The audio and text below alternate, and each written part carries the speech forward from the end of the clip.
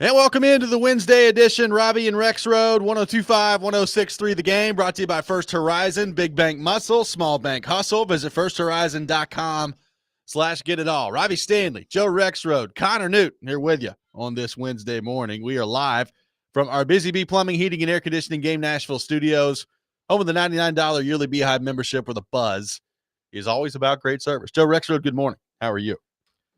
I'm doing good. Went to Counting Crows last night. They rocked the house. I advise anybody out there, if you have a chance, I'm not a huge Counting Crows fan. You know, they're fine. Great live band. That's good. Take my advice. Go see Counting Crows if you get a chance. Good to know.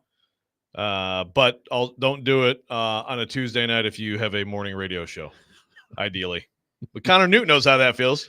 We're getting there. Connor Newton, how we doing? Hump day, baby. It's hump day. I'm getting there. I was really tired, and then Robby asked me about college football before we got on the show. So now I'm fired up. It's like his elixir in there. He's ready to go. Nice. And a Kentucky fan who likes college football. Yeah, you don't see many of those. I mean, I suffer through it. What's up with Vince Marrow going to Louisville?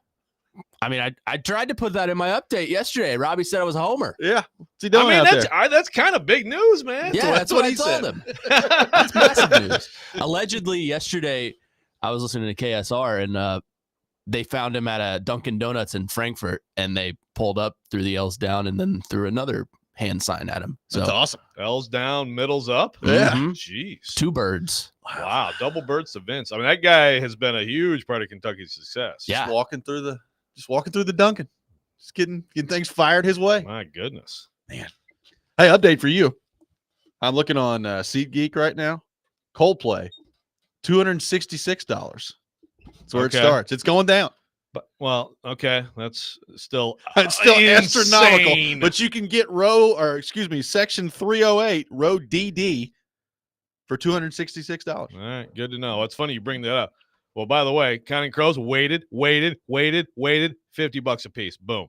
Okay, feeling pretty good about that. Also, Pinnacle, if you've never been there, it's good.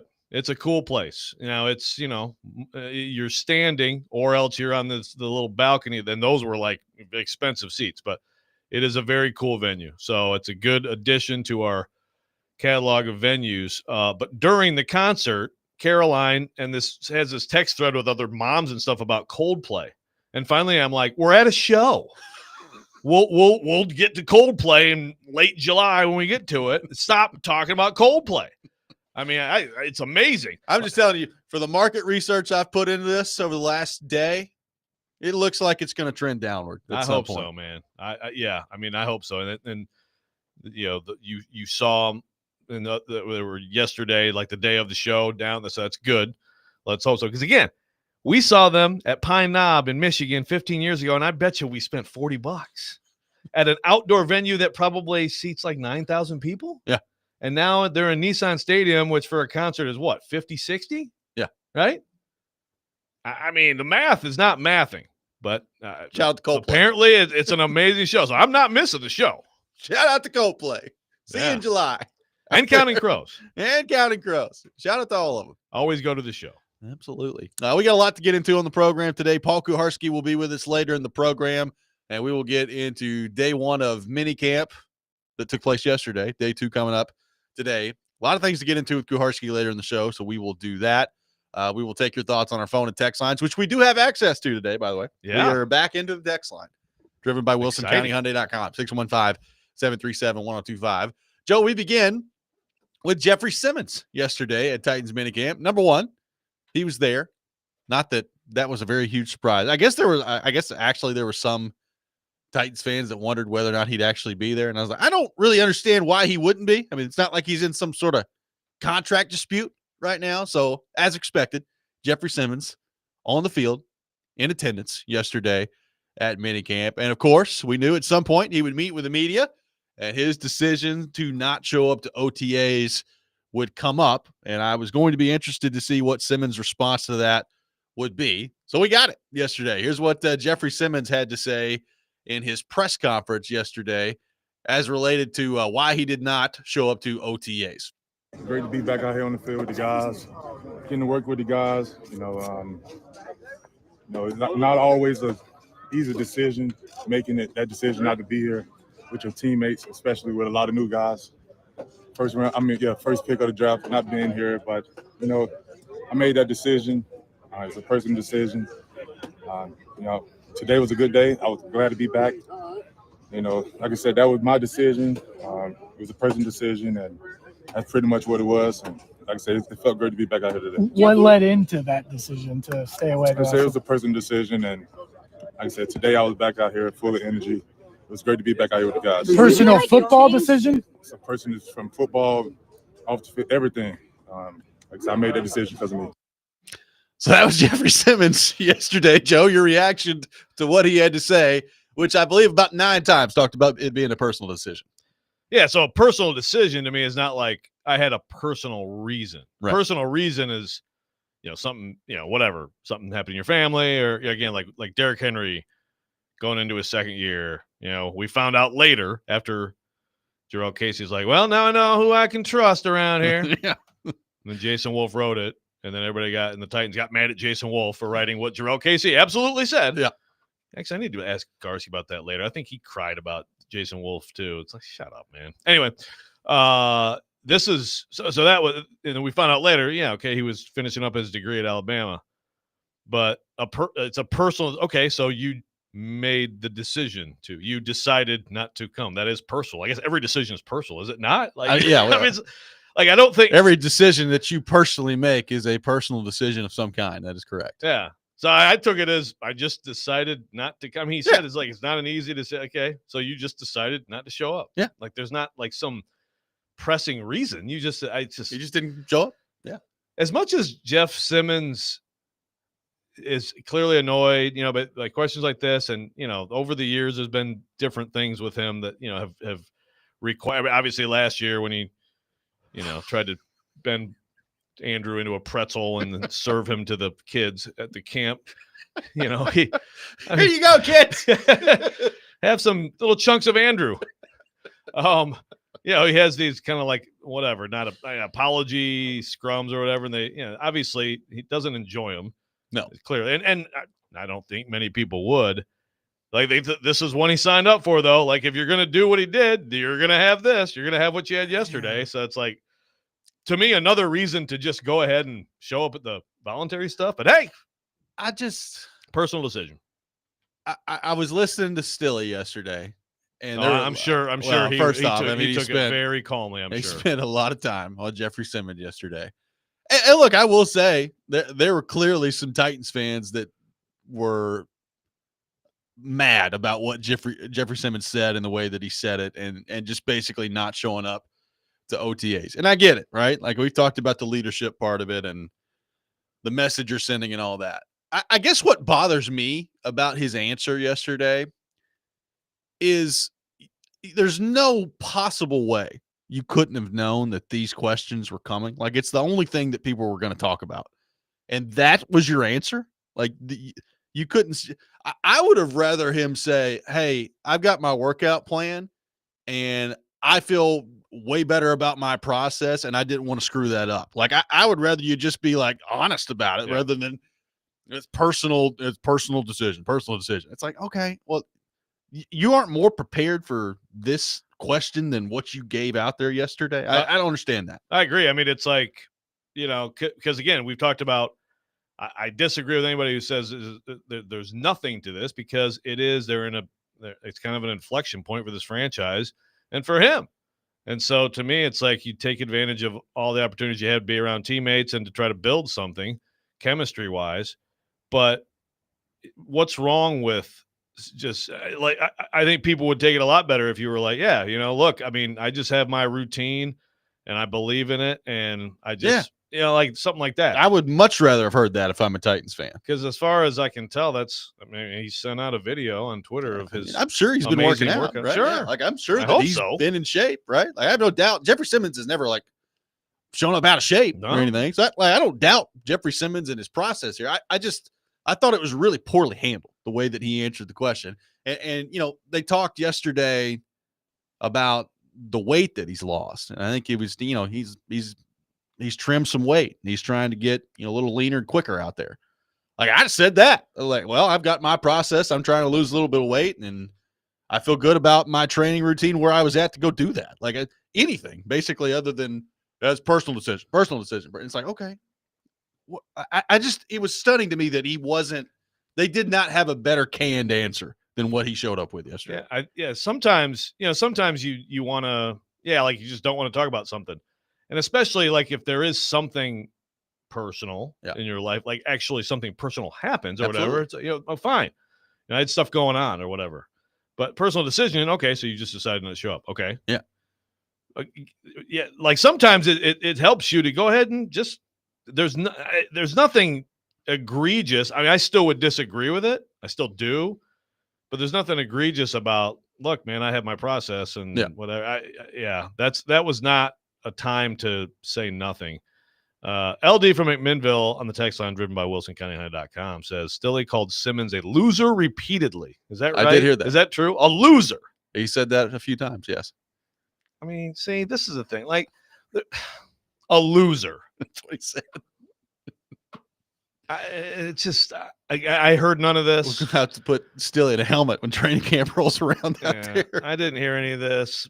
So I guess you could always say, well, I need to hear the context, but probably don't need to hear the context. A loser, really? You probably got a pretty good idea of what he said. Just that's it. Just he's a loser. I mean, he's basically like, some people are just winners, right? And he gave a few different examples of people in sport that, just they rise to the occasion when it matters the most, and they're people you can count on and all this other stuff. And some people are losers. He put Jeffery Simmons in that category. So Tom Brady or everyone else is a loser. What? I mean, come on. I like this one. It's simple. It was a personal decision not to prepare for the questions about his personal decisions not to show up to OTAs. Very good text. Very good text. I mean, again, as we've talked about on the Jeffery Simmons stuff, is this a federal issue? No. I mean, nobody's going to care in October that he didn't show up to OTAs. But I think it is an example of sometimes he just makes things way more difficult for himself than they need to be. Yeah. And that's kind of the bottom line of it. It's, nobody, I'm not saying that Jeffery Simmons is like some bad guy after all this. Not at all. And he's never done anything, in his time with the Titans where you look at him and you're just like, oh gosh, I mean, what an absolute problem this guy is.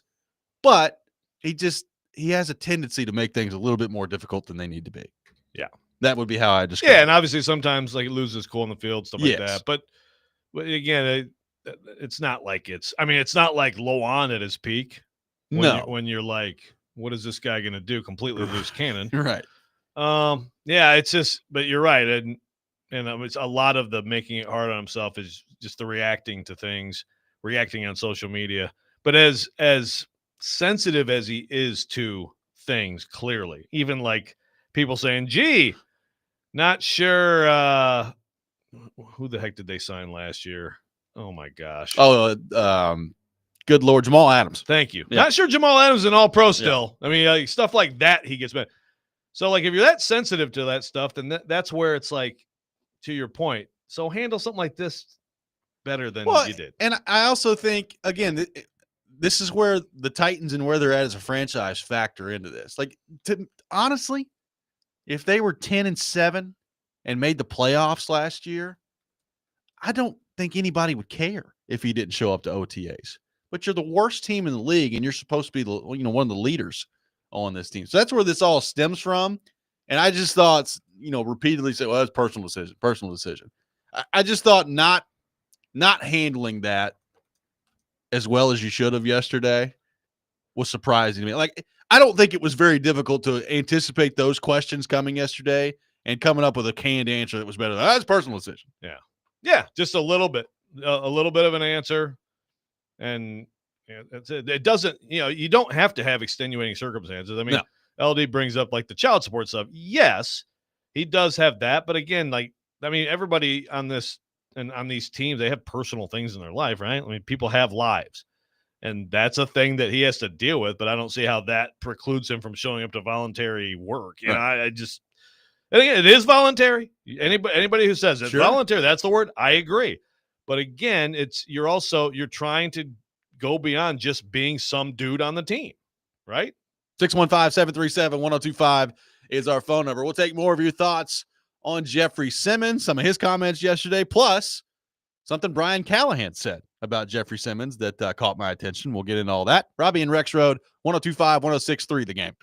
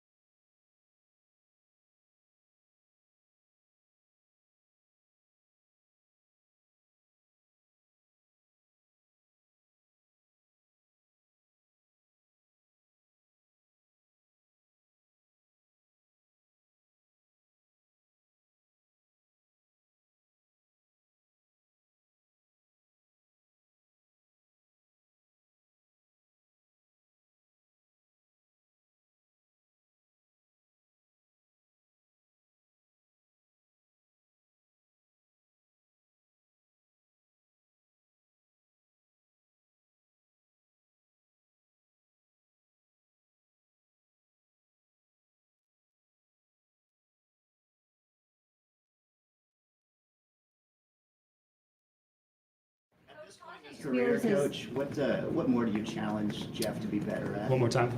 Just at this point in his career, he's been doing it at a high level for so long. What more do you challenge Jeff to be better at?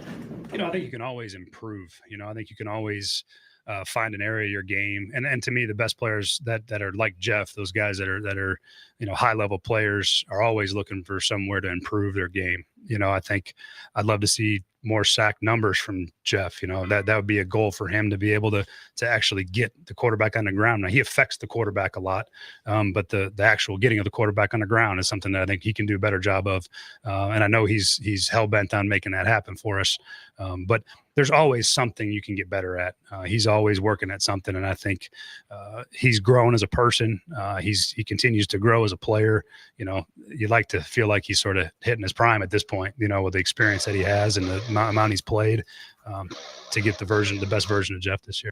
That's Brian Callahan on Jeffery Simmons yesterday, taking your thoughts on Simmons. 615-737-1025.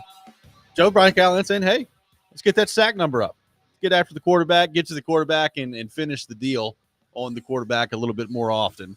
In Jeffery Simmons' case this year, says, from where he's at in his career, where he's at with his age right now, should be entering into his prime. So something to watch there. You combine that with Apparently Simmons has lost some weight, so trying to get a little leaner, a little quicker out there. What did you make of Brian Callahan, his comments on Jeffery Simmons getting the quarterback to the ground a little bit more often as his goal for him this year? Yeah, that's a good goal. I think it's a good goal for Tavondre Sweat too. Can you guys finish more plays? And affecting the quarterback is, like, I generally agree with the idea if you affect the quarterback, that usually leads to good things for your defense. But as we've talked about, the edge situation is far from ideal. So the more interior sacks you get, not just pressure, not just affecting the quarterback, that helps compensate for what you don't have on the edge. And, you hope you have some pleasant surprises there and that it all works together. But I think that's a valid goal. I do have a text here from Mr. Stillman. Good morning, Garrett. Here we go. Quote, Simmons is a total loser. He blames everyone else when they lose, claimed he doesn't get sacks because he always double teamed, threw his teammates under the bus about it yesterday, and was the leader of the worst team in ball last year. New paragraph. Loser. New paragraph. You don't win with losers like him who constantly set a horrible example and aren't accountable. He also mentions the child support payments. So what's that make him? Again, I'm not getting in. I don't know the situation. There's always two sides, two stories. I don't know right now if he's paid or not. So let's set that aside. You're talking about him as a loser in a football sense. So, first of all, I mean, the word really does, like, to me, it means someone who, like, is a bad human or someone who, like, can't, like, Well, I don't know that I go bad human. Function in society? No, I disagree with that. Like, Okay. I think there are guys in sports that you look at that there aren't necessarily like bad humans, but you look at them and you're just like, yeah, I just don't know with that guy that you're winning a whole lot. Yeah, that's fine. But then you call them a loser? Well, I don't know that I would call them a I loser. mean, like, that word but, to me means it's a pretty strong word. Yeah. Well, it's a strong word. I don't know that necessarily equates to bad human. Well, that's my fine. point. Okay. To me, it's someone who, like, isn't functioning, right? Like, in some way can't function in society. That's how I take loser. But whatever. Let's also remember that the Titans have won with Jeff Simmons as a key piece. I mean, Jeff Simmons was one of the best defensive tackles in football. Yes, it was. Right. Yes, it was 4 years ago, but you can't tell me they didn't win, that he didn't contribute to winning, and why he wasn't a problem then. I mean, he's not as good as he was. No, then. I'm totally with you on all that. I think the point is he is now the leader, and it goes back to the same thing we've been talking about basically for a year with him, which is he the right guy to be your leader? Well, I think that's what the point is. Is he the right guy? If he's the one leading the charge for you, is that a good thing? I think is what the general question comes back to. Yeah, that's fine. If we can get away from Jared's he's a loser stuff, I agree. That is the conversation. I'm getting sidetracked by my personal text line driven by 8 cups of coffee. But I in the think morning. that's his point too. He just says it in a much stronger way than you and I would. But see, I'm not letting him off the hook for calling the guy a loser. It's just ridiculous. But that's fine. I agree that Jeff Simmons is not. I mean, he's got to be part of leadership because he's one of your best players and he's one of your highest paid players and all that stuff, right? Yeah. And he has been. I mean, I would say that in 2021, pretty close to great. I mean, he was one of the best defensive tackles in football that year, along with a lot of other things they had going for him. So it's, we've seen it with him. But yeah, look, he publicly, he doesn't get the accountability aspect of it, and he was in a locker room for those years with Kevin Byard doing it exactly how you do it. Yep. So it's not his cup of tea. And yeah, the double teaming stuff that we had Jill Jelenic on a couple weeks ago, and if anybody listened to that podcast with Jeff, it's like, dude, any good defensive tackle in this league gets doubled, man. You're still expected to make plays. I mean, he acts like he's the only guy in the league who gets doubled. I mean, that stuff that's weak. It's very weak. Yes, no question. Yes, and I mean, but I think that all plays into it. Like that's when you're talking about a guy that's supposed to be the leader of your team. I think Brian sums it up well on the text line. Says, what bothers me with Simmons is it seems that he wants the leadership position without the leadership responsibilities. And you can see that with his actions throughout his career. Like, I do think that there is a difference sometimes between leadership in a locker room and the public face of it, right? Like, you can be a leader in the locker room and resonate with your teammates and all those things, and still maybe, the public part of it not being your favorite thing. Who's a pretty good example of that in a different way than Jeffery Simmons, but it's a pretty good example of that. Like Ben Jones. Ben Jones wanted no part of like the media stuff and talking for a long time after and being the face of the team. But it's clear that Ben Jones in that room had everybody's respect and they all loved Ben Jones and all those things. Jeffery Simmons, you're right. When he was coming up, he did have Derrick Henry and he did have Kevin Byard and he had Ryan Tannehill. He had all these guys where he didn't have to be the guy. And I think he has always been a leader on the defensive side of the ball. But I agree with Brian. Like, sometimes the lack of accountability, the looking at the double teams part of it, even this stuff with like that's my personal decision, like just not getting it sometimes raises questions about like, should he really be the guy that's leading your team? Yeah, well, he's definitely. So it's funny because Taylor Lewan to me was almost not the reverse of this, but Taylor Lewan was a great player and he had a great stretch where I think he was one of the best left tackles in the NFL. And I don't know that Taylor Lewan ever was like 100% beloved in that locker room. Yeah. But Taylor Lewan publicly, and it's not just, I know I'm talking as a media guy who's like, you're always going to go to Lewan, he's going to have a great quote. Yes, he had funny quotes, great quotes, but also he had insightful quotes and he was accountable publicly. He was very good as a spokesperson for the team. Yeah. More than he was like, I think in some of the team stuff, it was like, he's just, great player. He gets it in that stuff, but then not necessarily, like everyone didn't necessarily love him. I think with Simmons, I think he has more respect from the guys in the room. And I think he's always been an emotional leader for the team.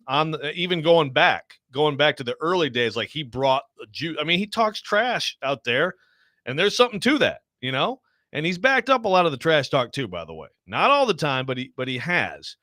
And then I think publicly, it just doesn't. It's just not his role. He's not very good at it. The problem is, just like people are saying, okay, if you're not buying like a Cam Ward jersey, whose jersey are you buying? Like, the problem is, like, there's just a total lack of other candidates right now. They need other people to develop. Ed says, I think Simmons thing's being blown out of proportion, came in great shape, still the best player on the team. They need Ward to play well, get wins. Everyone will forget the leader talk. Yeah. But again, not just Ward. I think other people, they need other difference-making players who can rise into leadership roles. 615-737-1025, our phone number. 615-737-1025. A couple more of your thoughts to get to on the Jeffery Simmons front, plus some developments with the quarterbacks that Brian Callahan pointed out yesterday. We'll get into that coming up next. Robby and Rexrode, 102.5, 106.3, The Game.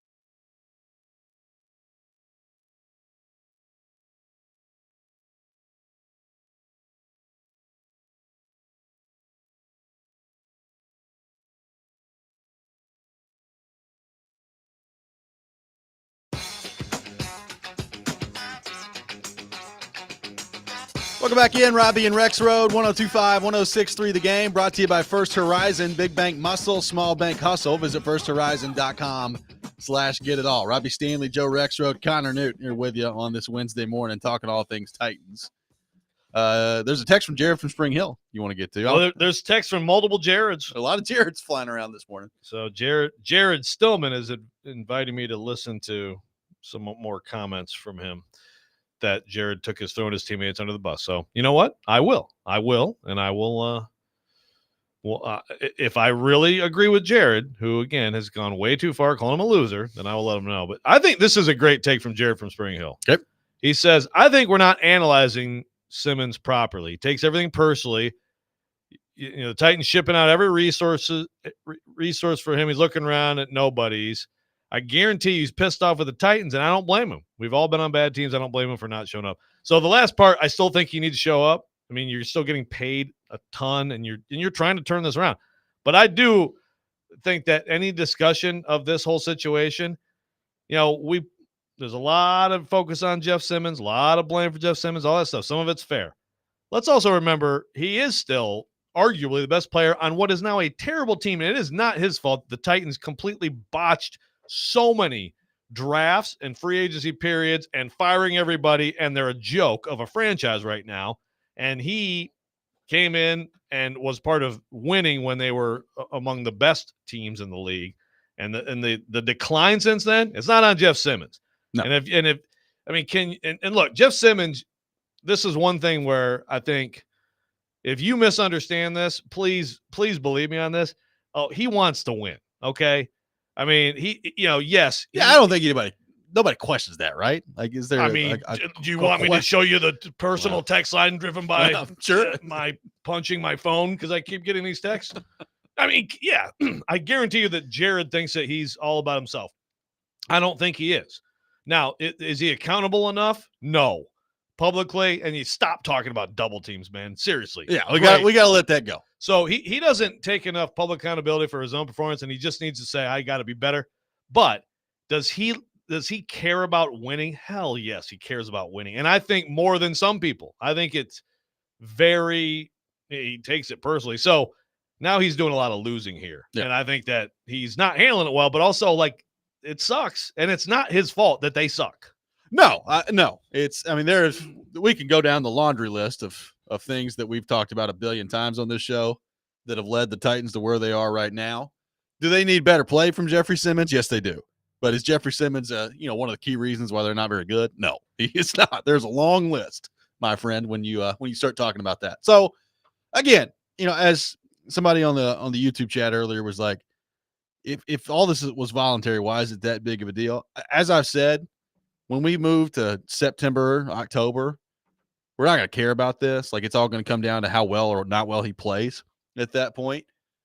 But to me, this whole thing was just another example of maybe making things a little bit more difficult than they need to be on the Jeffery Simmons front. Absolutely. No, again, publicly, it's just you almost feel like someone should just kind of maybe work with him a little bit. Like, just tell people what you were doing. And also, just we don't need to hear any more about you getting double teamed, man. Yeah. Go across we all the know league. They're getting double teamed. And I don't have it in front of me, but I don't believe that he is at the very top of the list in this league in terms of the underlying numbers on being double. People try to double team Chris Jones too. Right. Yeah. They double him all the time. Yeah. It's just some of that stuff is just like, okay, man, just play better. Yeah. But yeah, it's not the biggest deal in the world. This is classic June conversation. Well, there is that for sure. Brian Callahan discussing the quarterbacks yesterday, and Cam Ward and the reps that he is taking came up in conversation, as well as an area of the field that he is really excelling at, which is not a surprise if you watched him play in college. But here's what Brian Callahan had to say on the Cam Ward front yesterday. Move into mini camp. How do the reps at quarterback change, and how have the guys handled the opportunities that they've got? Yeah, I've been pleased with how they've handled the whole operation. And again, I this isn't lip service at all. Like, Will's done a really nice job over the course of the offseason. he's handled it very professionally. He's competed.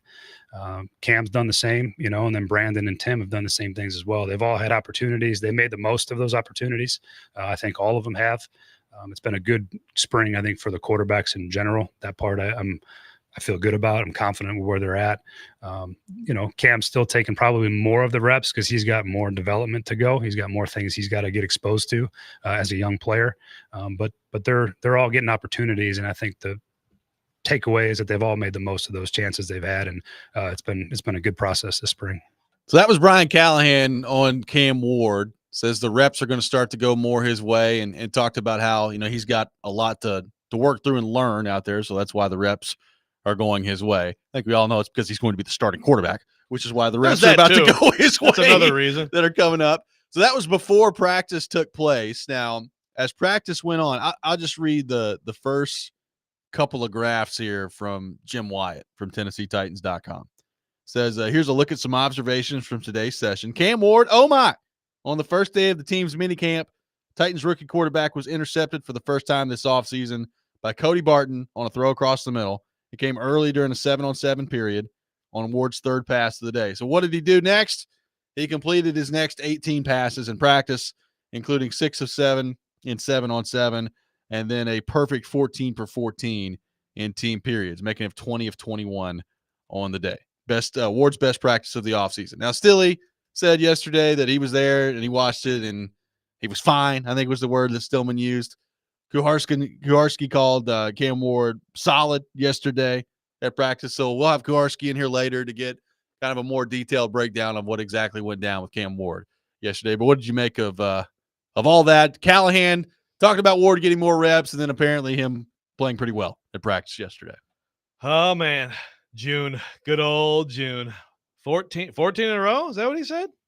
Or 18 in a row? That's what he said. Okay. I mean, 18 completions in a row, and that's in team period? That's actually, I mean, that's not nothing. That's okay. That's what he said. Like if it's 18 in a row and it's like we're talking like individual where the receiver has a massive advantage every time, then okay, then I'm like, all right. If it's across different types of drills. Yeah, 14 of 14 in team period. Okay. Yeah. And then 18 in a row overall. I guess you did just read that out loud, and then it went through my ears, but not to my brain. That's pretty good. It's pretty good. I mean, take it for what it is. It's better than, oh my God, he threw 4 picks. We've already started the practice stuff. Oh, So, it's my favorite. get excited, man. Yeah. But, the practice stuff is like, like with a veteran quarterback, I don't care at all. And even like Will Levis. Now, I never thought last camp, or very rarely thought like, man, Levis looked amazing today. You know what I mean? They had some good days, some bad days, and then, but it was way worse in the games. Like with veteran quarterbacks, like the whole Tannehill thing that became a screaming match on this station. Like, yes, Tannehill threw some more picks in this particular camp, so that led to that's just stupid. I mean, camp for guys like that really is wing it around, and who cares, For someone like Cam Ward, I mean, this is critical development. Yeah, you're probably going to take a few more chances than you will in games. Hopefully, that's the idea. But again, that was the idea with Levis too. And then he got in the games, and then stuff that you never saw in practice happened in games. That's the problem. Yeah, I'm interested to get Kuharsky's thoughts on it a little bit later of what exactly he saw from Cam Ward and all that from yesterday. I mean, look, you would rather. I joke about the practice stuff a lot. You'd rather have this than not, right? Like you'd rather him be out there looking pretty good in a team period than the other way around, right? So I fully recognize that. I would just urge people to really caution themselves as we go throughout the minicamp and training camp process as to what it all actually means before we get to an actual game. That's the only thing I ask. Or just run wild with it, baby. Well, I think that's going to happen. So I'm trying my best to just get out in front of it a little bit. I need to yell at a texter, but we can probably wait a minute. Okay, we'll do that coming up next. Joe's going to yell at a texter, and we're gonna play this supposedly incendiary comment too from Jeff. We'll get into all that. 615-737-1025. Our phone number, Robby and Rexrode, 1025-1063, the game.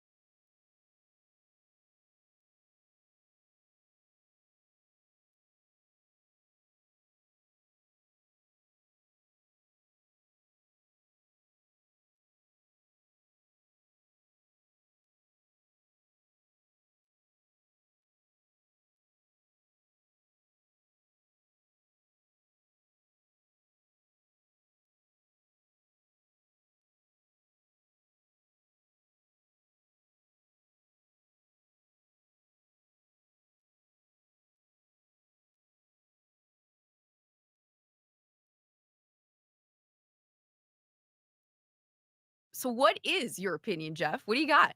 I'll start off with the NFL side of it. Especially playing my position. You know, in my opinion, I wish people were, you know, especially on the outside world, you know, they say, oh, he had a down year, this and that. But, you know, they don't take in consideration that, you know, I wanted that, you know, especially like this week, you know, they got the NFL coaches meeting and they all down there, the media down there.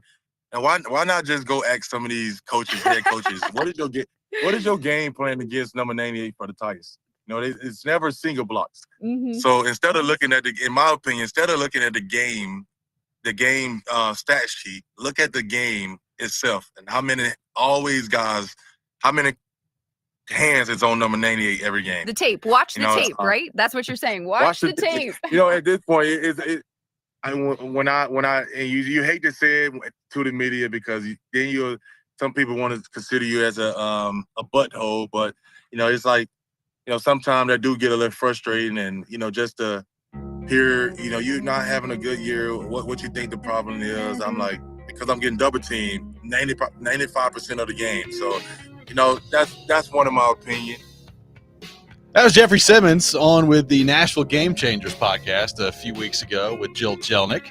Saying your thoughts on the Titans, 615-737-1025. Our phone number, 615-737-1025.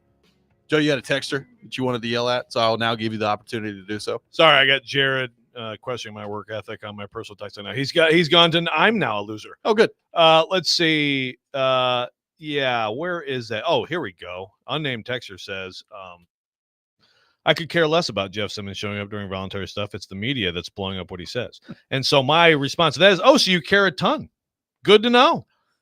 I could care less. It means that, you know what that means? That means I care quite a bit. I could care a lot less than this. My caring is actually pretty high. I could care less than this. Sorry, I'm just going to do this every time someone says I could care less when they should be saying I couldn't care less. It is an epidemic. Let's work in on our English. Society. It is an epidemic in our society. That does happen very often. And I'm just going to be a jerk about it every time. I'm sorry. I think that's fine. I think that's totally acceptable. So yes, by the way, we will. I do want to get to the cut from yesterday. That was from the Jelnick podcast that we referenced earlier. And again, it's just like, yeah, you know, the game plan. Yeah. Yes, Jeff. Okay, so here's the thing that set Jared off yesterday from Jeff. Let's judge for ourselves, Robby. I mean, last year we went into games. We knew what team was doing. We knew team was game planning me. We knew team was, you know, going to double me. They're going to slide to me. So if we know that, we have to do a better job, and we talked about it, and we've been talking about it since last year, and everything, even the individual, we're going through things and working through things together as a group, you know, the whole up front. And you're talking about, all right, this guy getting a slide, then we got to have a balance of rusher. That guy on the other side getting a one-on-one.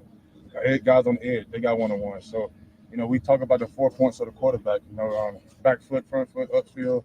And then I said when you rushing quarterbacks, you know, most of the time it's 4-man rushes. So we all got a back arm, you know, we all got a point we have to get to. And, you know, if we not at them points, eventually the quarterback escapes. Pretty much everybody in our division that play quarterback can run. And when you not on the same page up front, you create them rush lanes and you create explosion downfield. So quarterback's able to step up. So at the end of the day, it's 4 guys rushing. We have to be on the same page, make sure that there's no escape lanes. And no matter if we got a game or not, we all got to be on the same page. There you go. Your thoughts. I want your thoughts.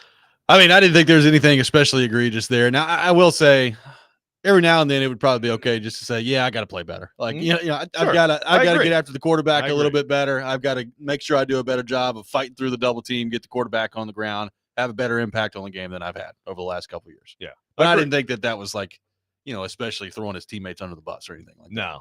This is Jared grasping at straws, and he's mad that we haven't, like, that our pre-show meeting, which, look, it's not our fault that Narduzzi and Izzo got in a little bit of a fight this morning. I mean, there's a lot of things going on. Yeah, you know, it's NI on the portal. You know, it gets the coaches. CSC? Yeah, now they got to worry about the CSC, man. When you got the CSC coming, breathing down your neck, I mean, the stress is high. Creates some hostility. But, yeah, Jared thought that we should have had that incredibly offensive quote broken down from every angle. I heard it yesterday. Yeah, whatever. I just don't know that I had the same reaction to it that he did. Crazy. Maybe That you're happens sometimes. you're the problem, Well, Robby. maybe Maybe so. you're the problem. Maybe so. It does happen sometimes. 615-737-1025.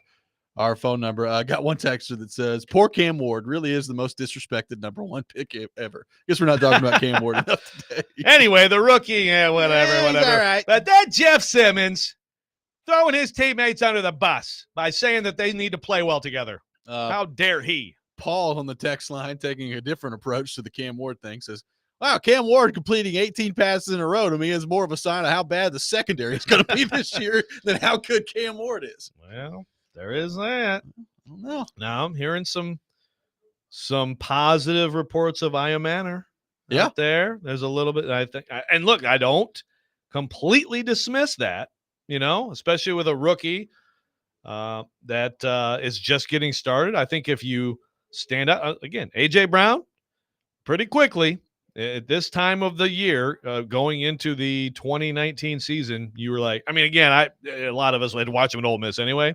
Had to watch him put like 200 on Vanderbilt or whatever. Yeah. But still, it was like, yep, that looks like a guy. And I'm not saying it's the same thing, but I'm saying when your rookie comes in and you make a little bit of an impact at this time of year, I don't completely dismiss that.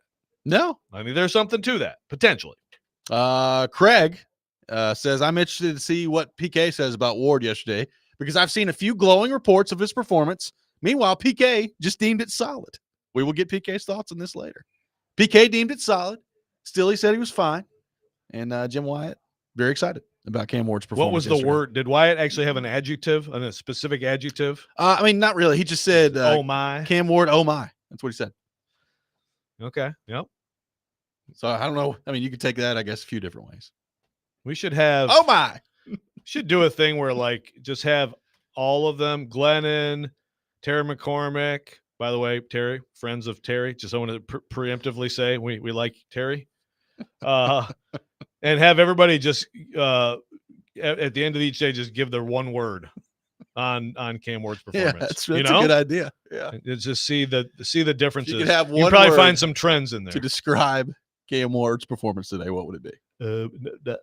Trey Avery would have picked him off 3 times. That's not one word, John. Yeah, there's a lot of words that are happening there. Jared from Spring Hill texting back in says, what is our offense? Is it dink and dunk? It isn't play action. No RPO. What exactly is our offensive identity? We're going to find out with Cam Ward. I mean, we played the clip earlier of Ward getting more reps. Another thing that Callahan talked about yesterday was Ward and the proficiency at this point in his career heading into his rookie season of throwing the ball over the middle and between the numbers, and how that is a big strength of his at this point.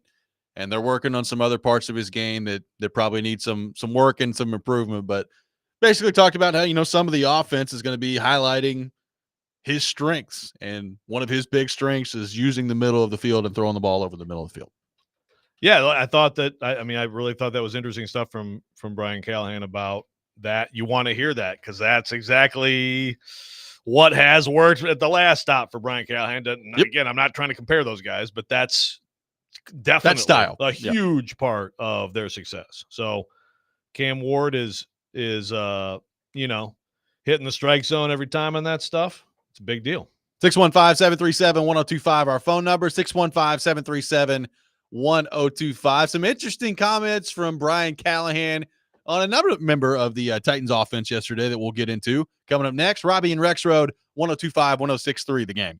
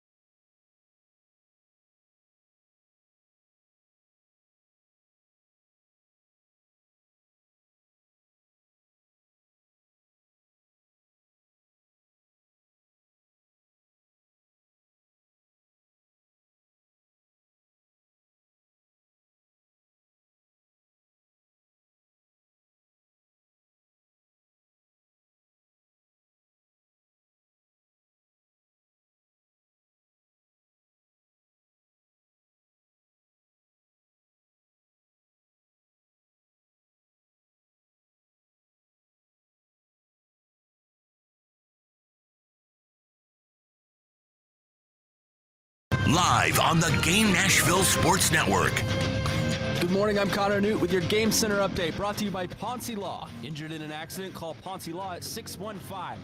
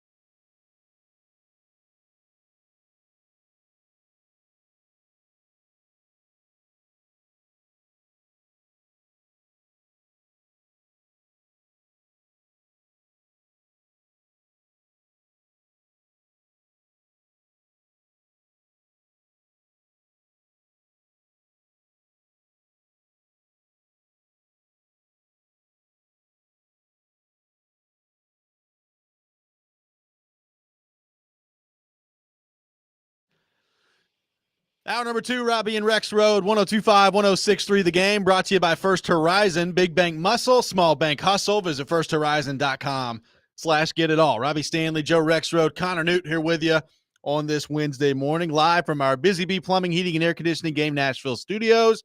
Home of the $99 yearly Beehive membership with a buzz is always about great service. We will have Paul Kuharsky from paulkuharsky.com with us later in the program. We'll get into all things Tennessee Titans, his minicamp observations with PK a little bit later in the show. Rumor has it we might have a PK rant as well. So we'll see exactly what that entails a little bit later in the program. Which we do not necessarily, the views expressed by Paul Kuharsky do not necessarily reflect the views of the Robby and Rexrode program. I guess we'll have to see. But you're right. They not necessarily do they reflect. So we'll see what happens on that front. Can't wait. Brian Callahan talked about a lot of things yesterday before the actual practice portion of the minicamp began. We've talked about some comments he had on Jeffery Simmons and on Cam Ward. I also thought he had some really interesting stuff on Tyjae Spears yesterday as well. Here's what Brian Callahan asked about Tyjae Spears, and he went into some detail with him that I don't think I've heard him talk about yet. Here's what Brian Callahan had to say on the Tyjae Spears front.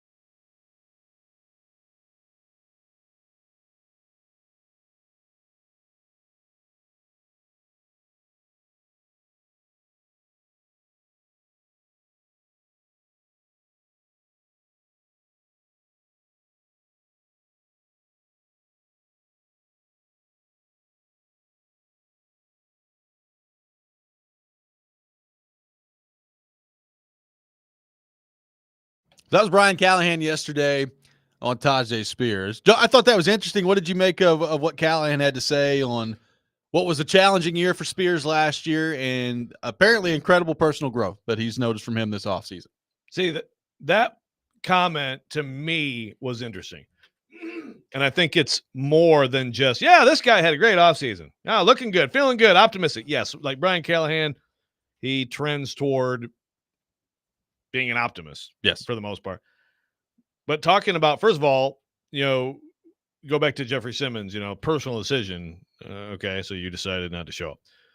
But when Brian Callahan talks about a tough year professionally and personally for Tajay Spears, I don't know what that means, but I mean, I don't think that that's just like he was upset that he didn't play as well, right? There's probably something that happened in his life, but also I think just the fact that he acknowledged and talked about last year was tough and how he has responded. I'm a little bit more interested in Tajay Spears this year than I would have been before hearing that quote. Maybe that's an overreaction. Maybe that's a classic thing to say on June 11th. But I thought that was that raised my eyebrow a little bit on Tajay Spears. Because look, I was disappointed in him last year. I think everybody we talked so much about who is the starter, who's the best back. Is it a even split? And it wasn't close.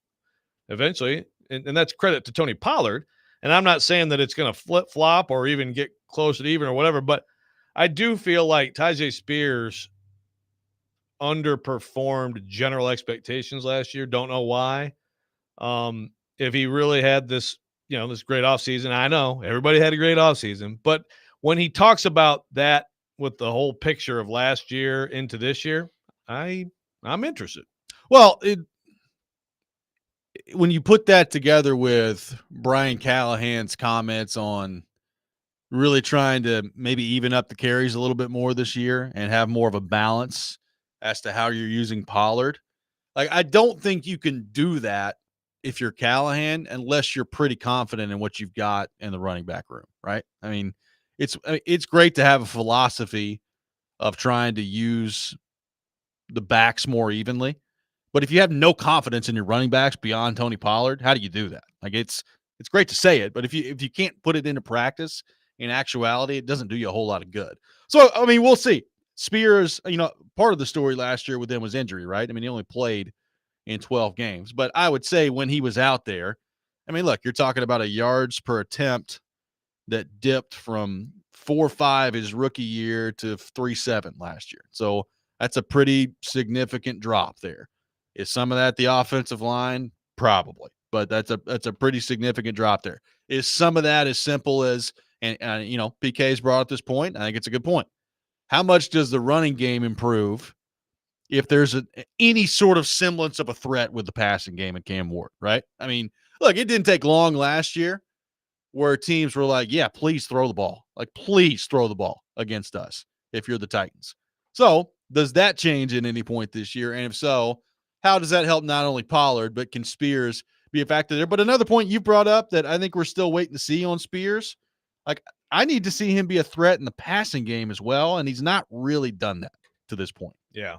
Consistently enough. Yeah, I mean, he's basically relegated to third down back, but really it was backup running back by well into the, once they got decently into the season last year. And I think there's more there, but after last year, I was open to even the idea of, is there a different partner for Tony Pollard that, needs to happen, and obviously they went and got Mullings. I mean, I like that pick, especially where they got him, but I don't think it's going to be. I don't think so either. A takeover. I think, look, I think it'd be great for the Titans if Spears steps up his game and is just more of a threat. I definitely think that his rookie year, we saw some things that, his rookie year, I wasn't sitting there. I don't think we were sitting there saying, man, why'd they pick him?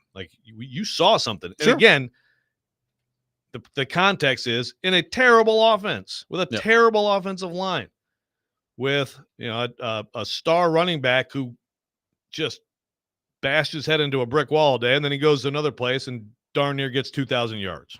Yeah, exactly. I mean, it was a disappointing year, even beyond the injury from Spears last year. Now, can you find a way to get him in some open space? I mean, that's probably the most disappointing last year. Part of his lack of production last year to me is like, and some of this I have to put on the coaching too. Like, can you get him, because I talk about him not being as much of a threat in the passing game as they need him to be. I mean, his rookie year, he caught 52 balls. Like, he had 52 catches, 385 yards, and a touchdown. And then, of course, injury plays a factor into that, but he goes down to 30 last year. So it just wasn't much of a factor in the passing game. And I'm looking around the rest of their offense right now, and look, I have no idea what Gunnar Helm is going to be as a tight end in year one as a rookie. Io Manor, maybe he steps in and is great, but we've talked about this. Right now, on paper, there's a pretty significant lack of options, certainly proven options when it comes to the passing game. And having your running back alleviate some of that would be very helpful. Yeah. And it's it. Yeah, he has the skill set to do that. But what you also need, you need to be as unpredictable as possible. Yes. So you need to be as effective as possible handing the ball to him too. So now you're not telling the defense what you're doing when either of them is on the field. And I definitely think that was missing last year, among many things. Yeah, I mean, it's good to hear on the Callahan front when he's talking about with Spears yesterday. I am very much with Spears. Yeah, I'll believe it when I see it with him. Like, that's with him heading into year 3. It hasn't been enough to this point, and I'll believe it when I see it. And look, maybe he shows it earlier this year, but they need him to be a factor. Like, Tony Pollard was probably their best offensive player a year ago. Yeah. No disrespect to NWI, who was catching touchdowns all over the place, but probably their best offensive player a year ago. But like, we've seen it with Tony Pollard. Tony Pollard is a guy that I do think as the season went on, it kind of wore on him a little bit, and it would be great to have a compliment that you feel good about. And right now, I just don't know that I'm at the place right now where I feel good about Spears and Mullings. We'll have to wait and see what they can do. I definitely see it to believe it after last year. I reconsidered a little bit from that comment again, without knowing exactly what Callahan's talking about. He's talking about something for sure. Yeah. I mean, he even started the thing. Oh, I'm glad you asked that question, and then went into his answer. So there's clearly something there. We'll just see what that translates to on the field. And then the other part is, can he stay healthy? At that position, that's always a key part of this conversation. And he was able to in his first year, was not able to last year. So we'll see if he can stay healthy. Does lacking an ACL. Does that matter at some point? Yeah, probably. Some point, probably. It's a good question. 615-737-1025, our phone number. More of your thoughts to get to on the Titans. Plus, Rexrode is in total celebration today. We'll tell you what we mean and what's got him all excited. Coming up next, Robby and Rexrode, 1025, 1063, The Game.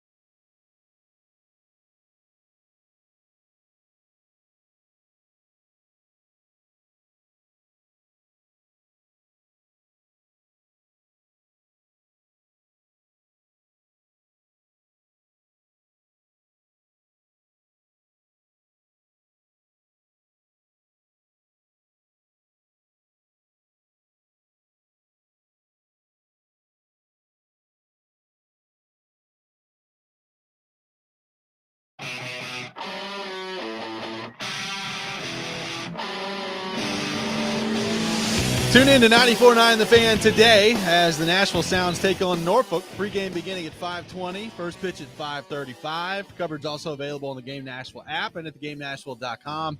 Sounds Baseball on 94.9 The Fan presented by Twin Peaks and Family Leisure. Robby and Rexrode brought to you by First Horizon. Big Bank Muscle, Small Bank Hustle. Visit firsthorizon.com/get-it-all.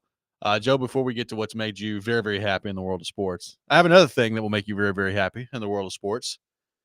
David Fiorona is putting this out there yesterday, who is the Miami Dolphins beat reporter for the Sun Sentinel. Says, good minicamp practice for Nick Westbrook-Akine. Caught multiple touchdowns in red zone. Alexander Madison also made plays. Hadn't seen much from either of them during the 2 OTA sessions open in the media, but they stood out Tuesday. NWI is starting to make a name for himself down there in Miami. So your thoughts? My thoughts are business as usual. Put some respect on his name. What did he end up with last year? Did he have 10? 10, right? Yeah. 10. He had like 12 catches and 10 of them were touchdowns. No, it wasn't.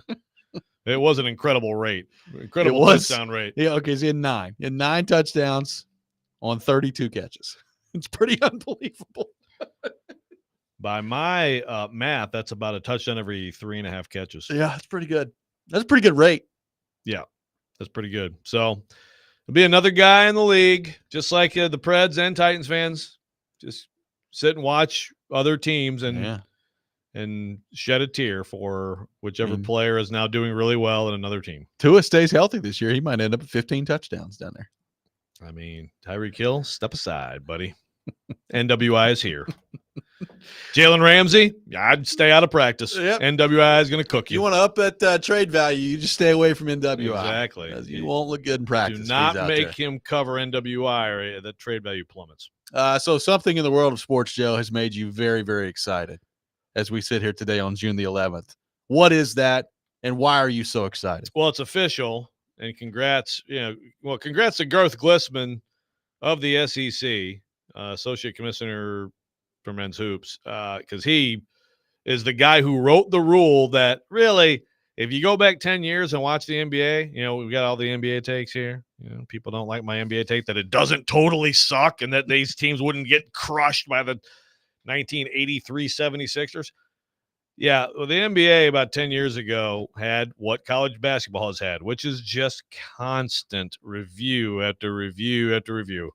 And if you love college basketball and you've gotten sick of games that go 2 hours and 45 minutes, they just did a very good thing to help it. They're going to a version of the NBA challenge rule in college basketball, which is, again, to me, long overdue, much needed, and I think we're going to see it's going to get a lot better. I mean, it's just a challenge.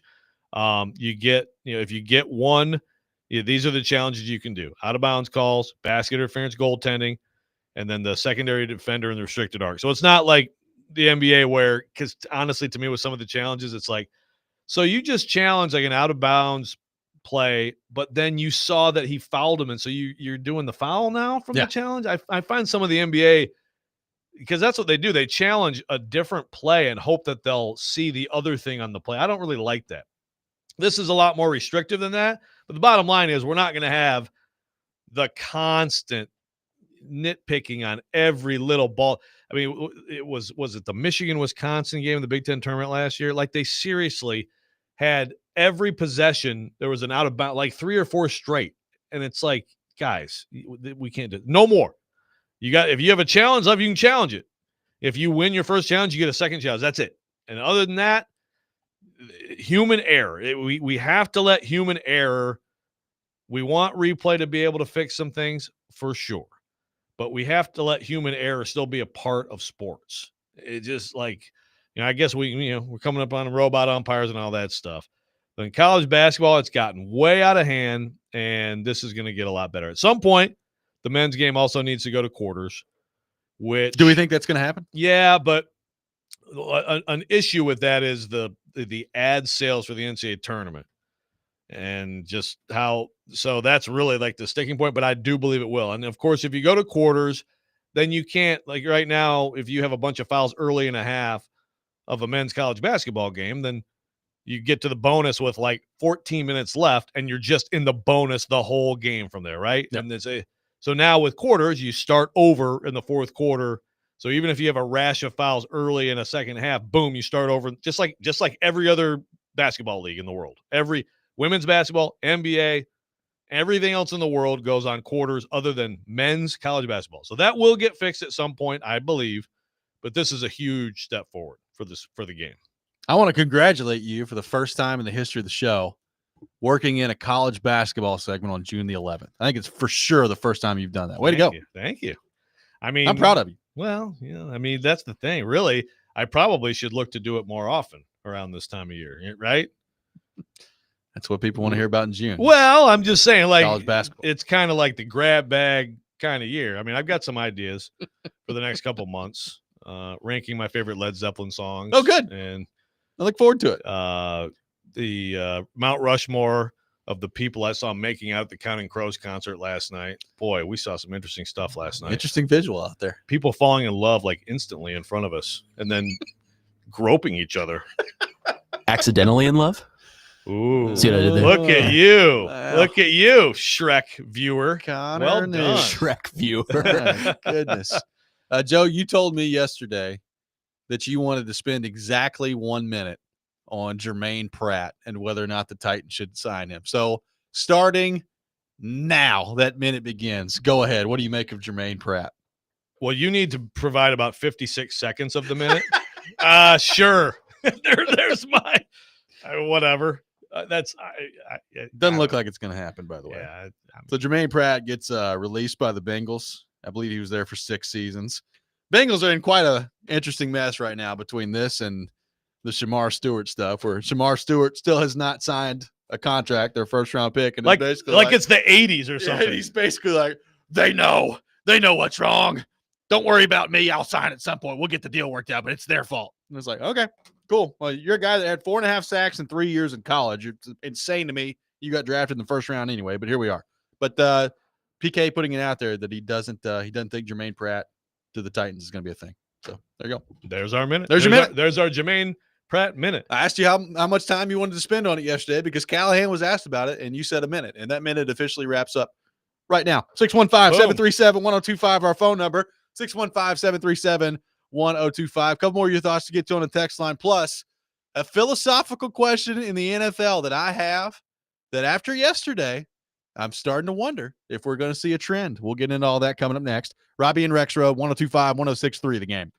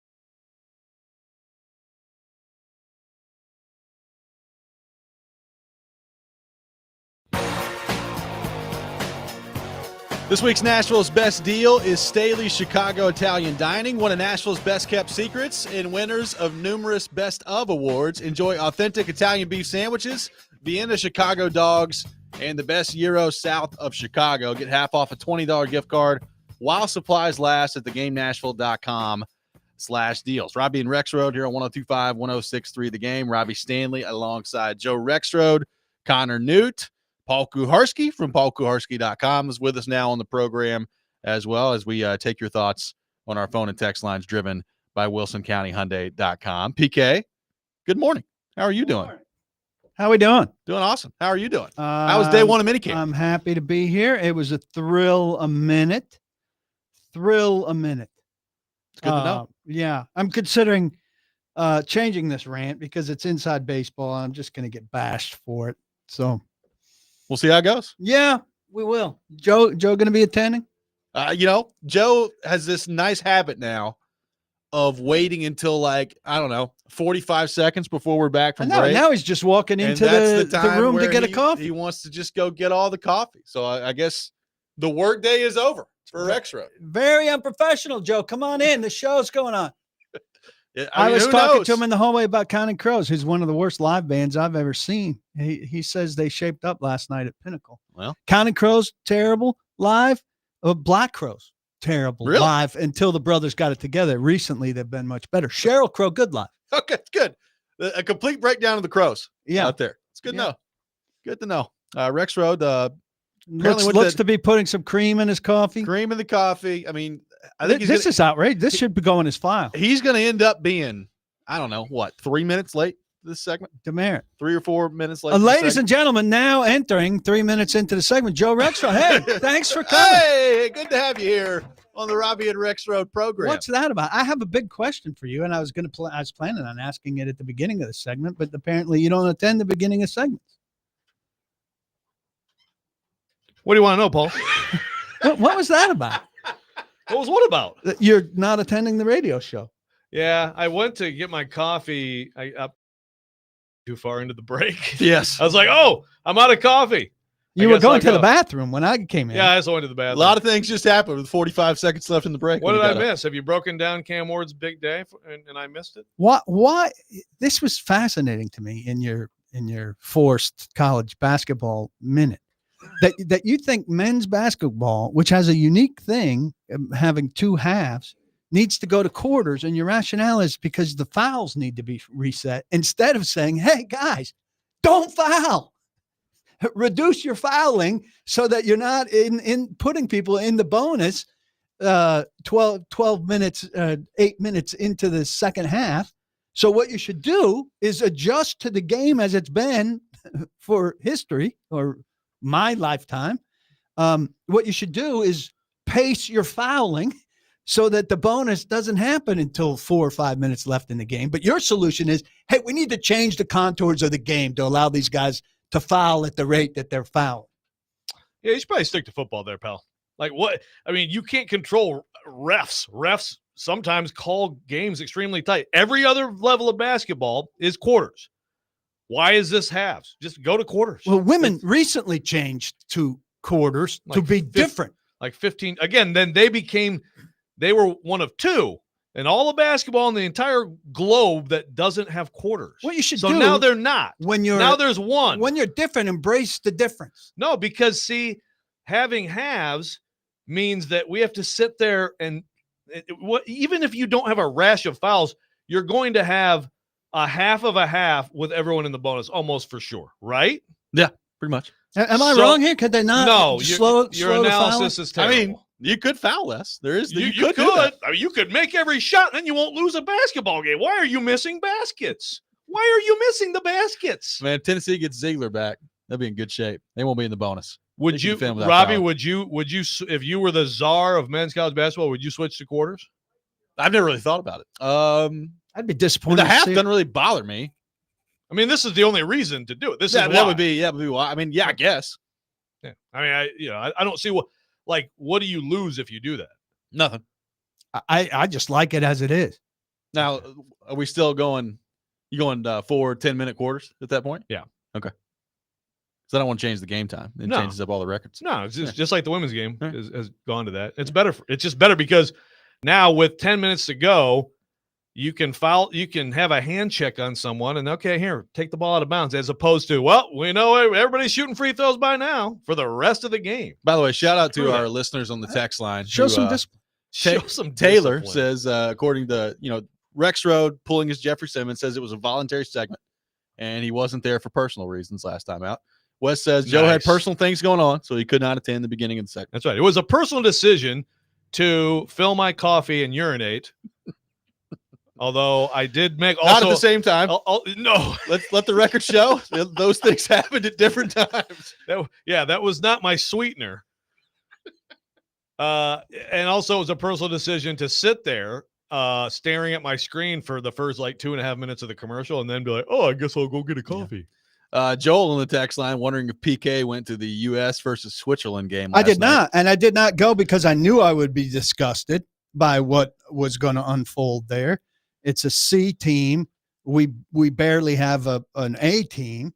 We put a C team on the field because these guys are, some of them understandably, resting, some of them nursing injuries, but they're not committed to what's going on right now. We're not very good at the A level right now. They were trying so hard to sell tickets. As somebody that's bought tickets before, I got an offer for $100 off a pair about 10 days ago. Yesterday, I tweeted out their offer that was for $23 end zone tickets for students or imaginary students. So it didn't matter whether you had a student or not. They were basically selling $23 end zone tickets. U.S. Soccer has a massive problem right now. And it potentially is going to be a disaster going into the World Cup that we're hosting. The timing and preparedness is just atrocious. That's really disappointing. Really disappointing. Well, Joel says it's amazing our national team played here last night and it's hardly discussed locally. I mean, I hope it doesn't hurt Nashville's standing as a venue and that they understand that it's about the crap product that they put on the field and not about Nashville's interest in the national team. well, I mean, I would say we talk about on this show what people want to talk about. This is the first time this has been brought up on the show. So yeah, take for that what you will. Well, look, there's a guy out there named Mark McKenzie. I mean, Mark McKenzie should be nowhere near the national team based on what he did last night. Question for you two.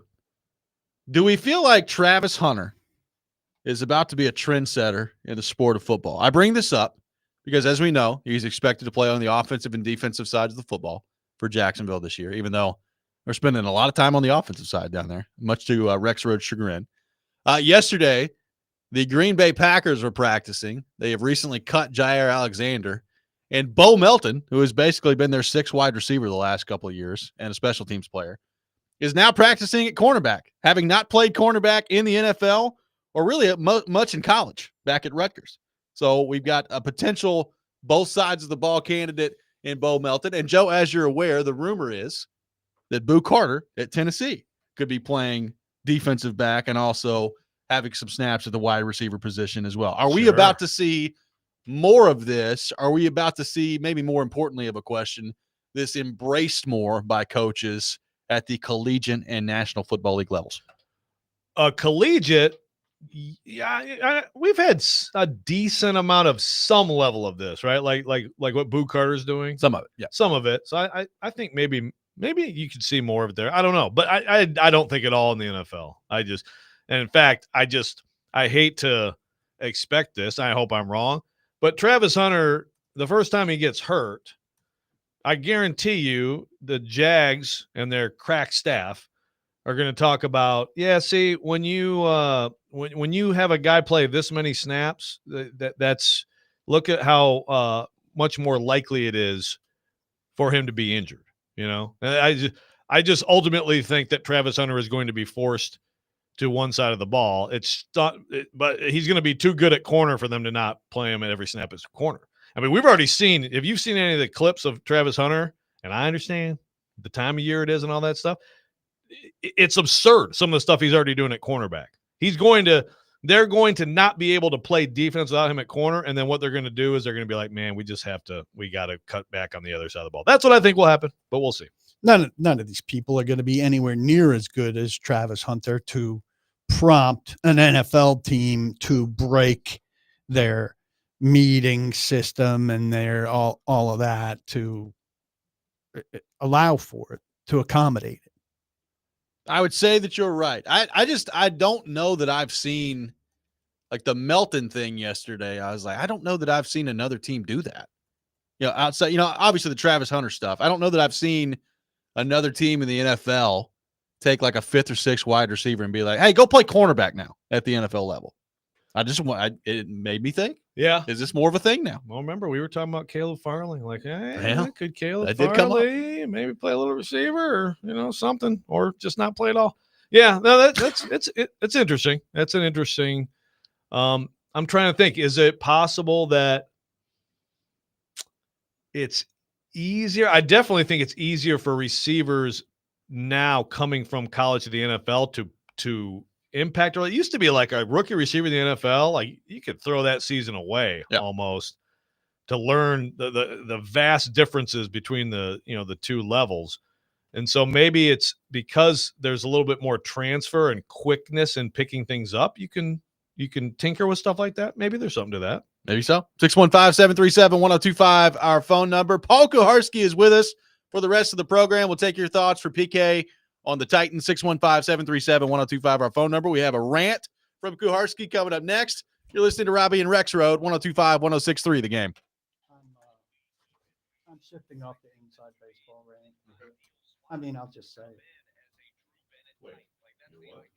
I'm shifting off the rant I was going to do because you'll bash me and everybody bash me and it won't be worth it. Don't back down.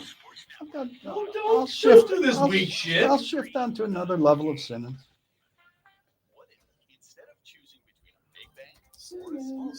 I'd much rather you rip Terry McCormick than engage in any more stilly talk. So it's not stilly talk. Fuck do I care what stilly talk? So did Terry McCormick have the? Terry McCormick and I talked about this several times.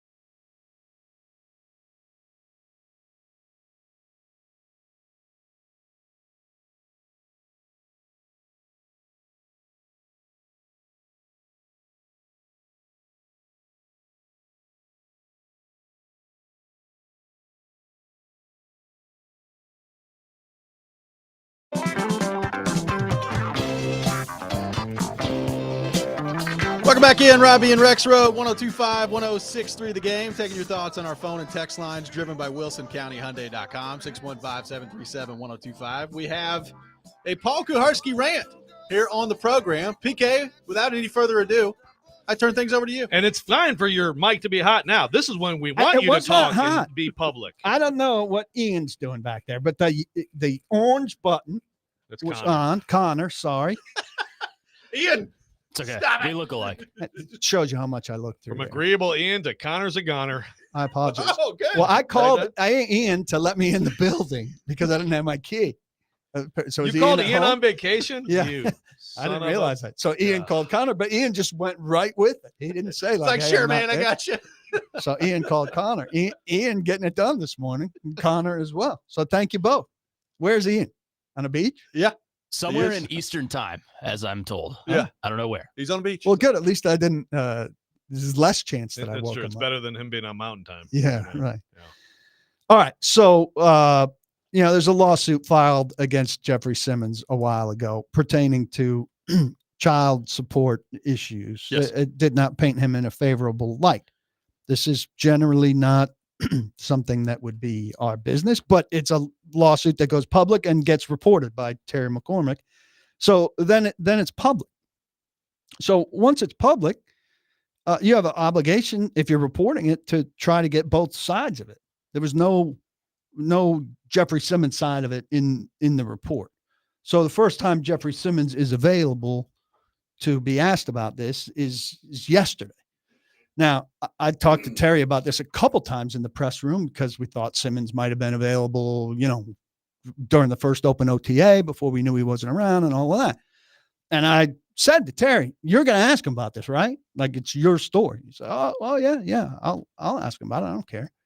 Because I feel like the L'Jarius Sneed thing I've been covering, which is a much more complicated and much more serious case with a felony pending.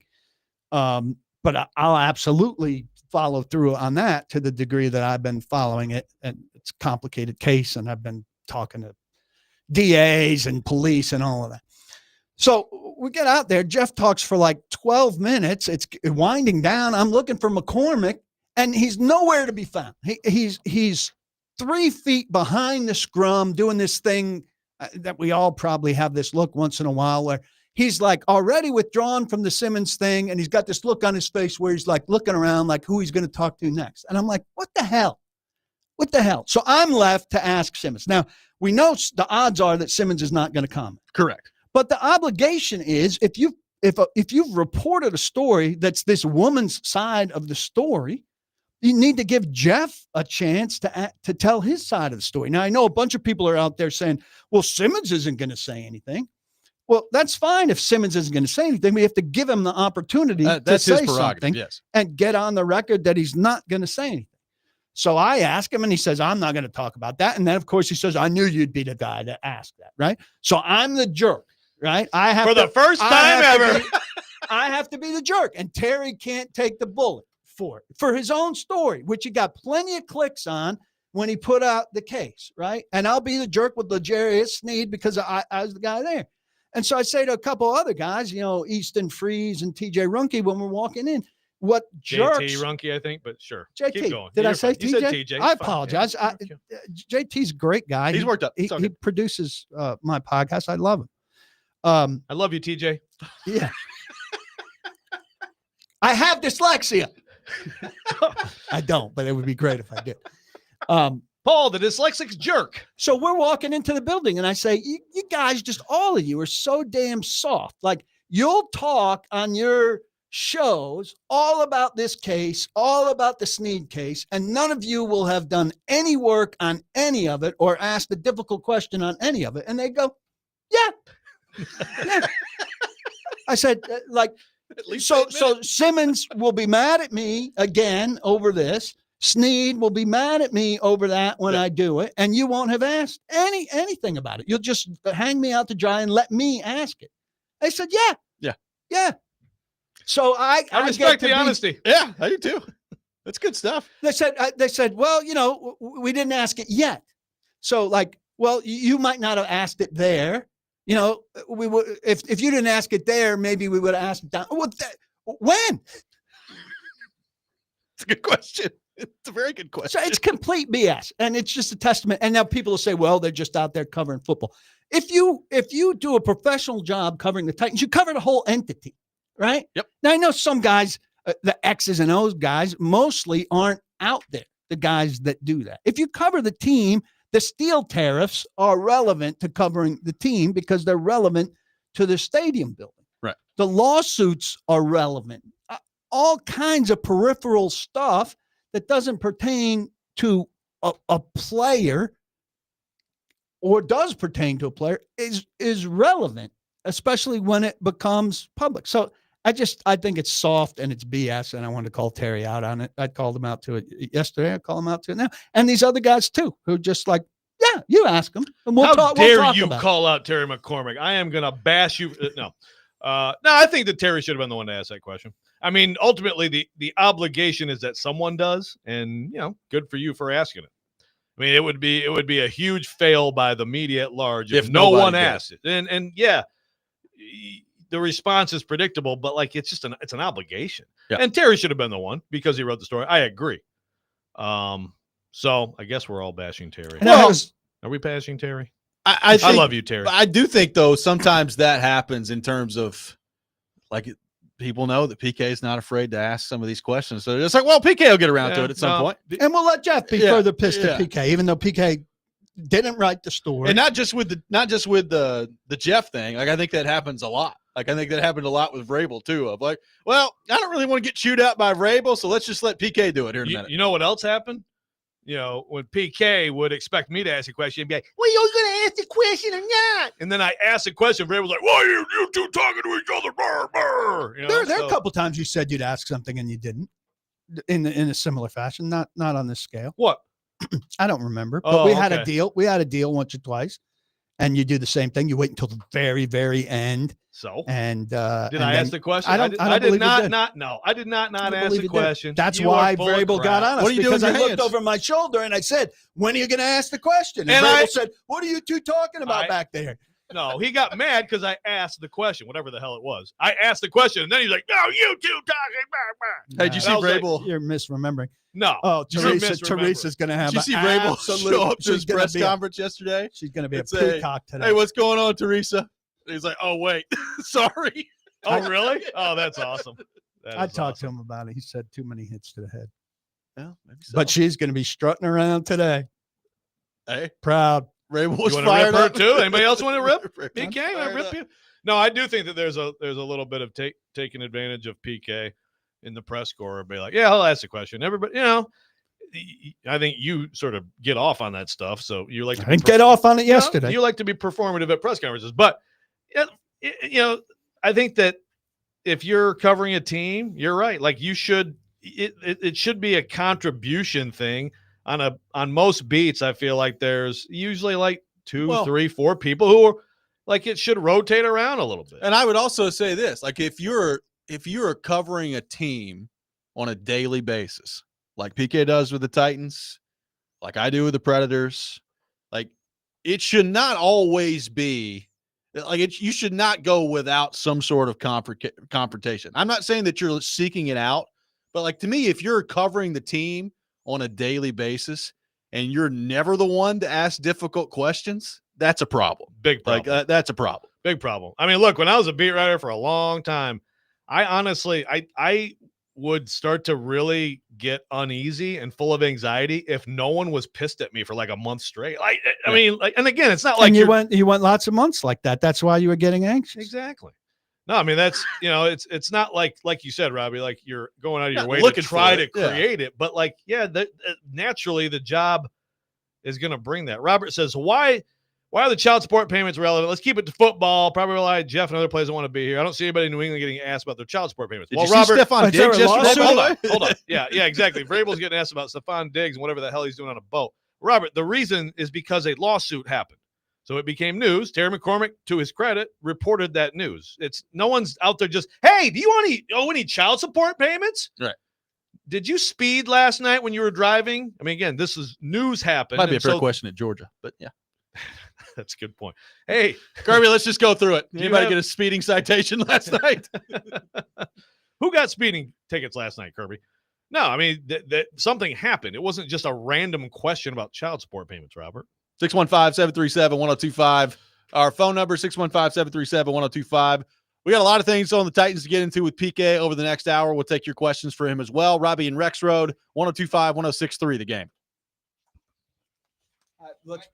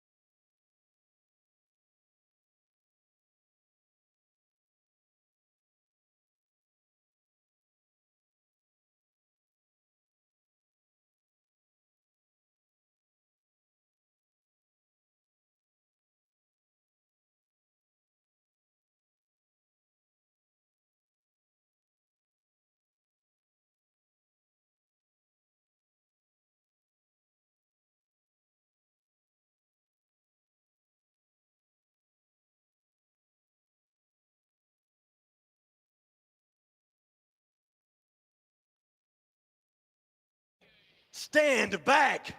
There's a hurricane coming through. Paul Kuharsky from paulkuharsky.com with us for the next hour, talking all things Tennessee Titans and Titans minicamp. We'll take your questions for PK 615-737-1025 on our text lines, driven by WilsonCountyHyundai.com. Robby and Rexrode brought to you by First Horizon. Big bank muscle, small bank hustle.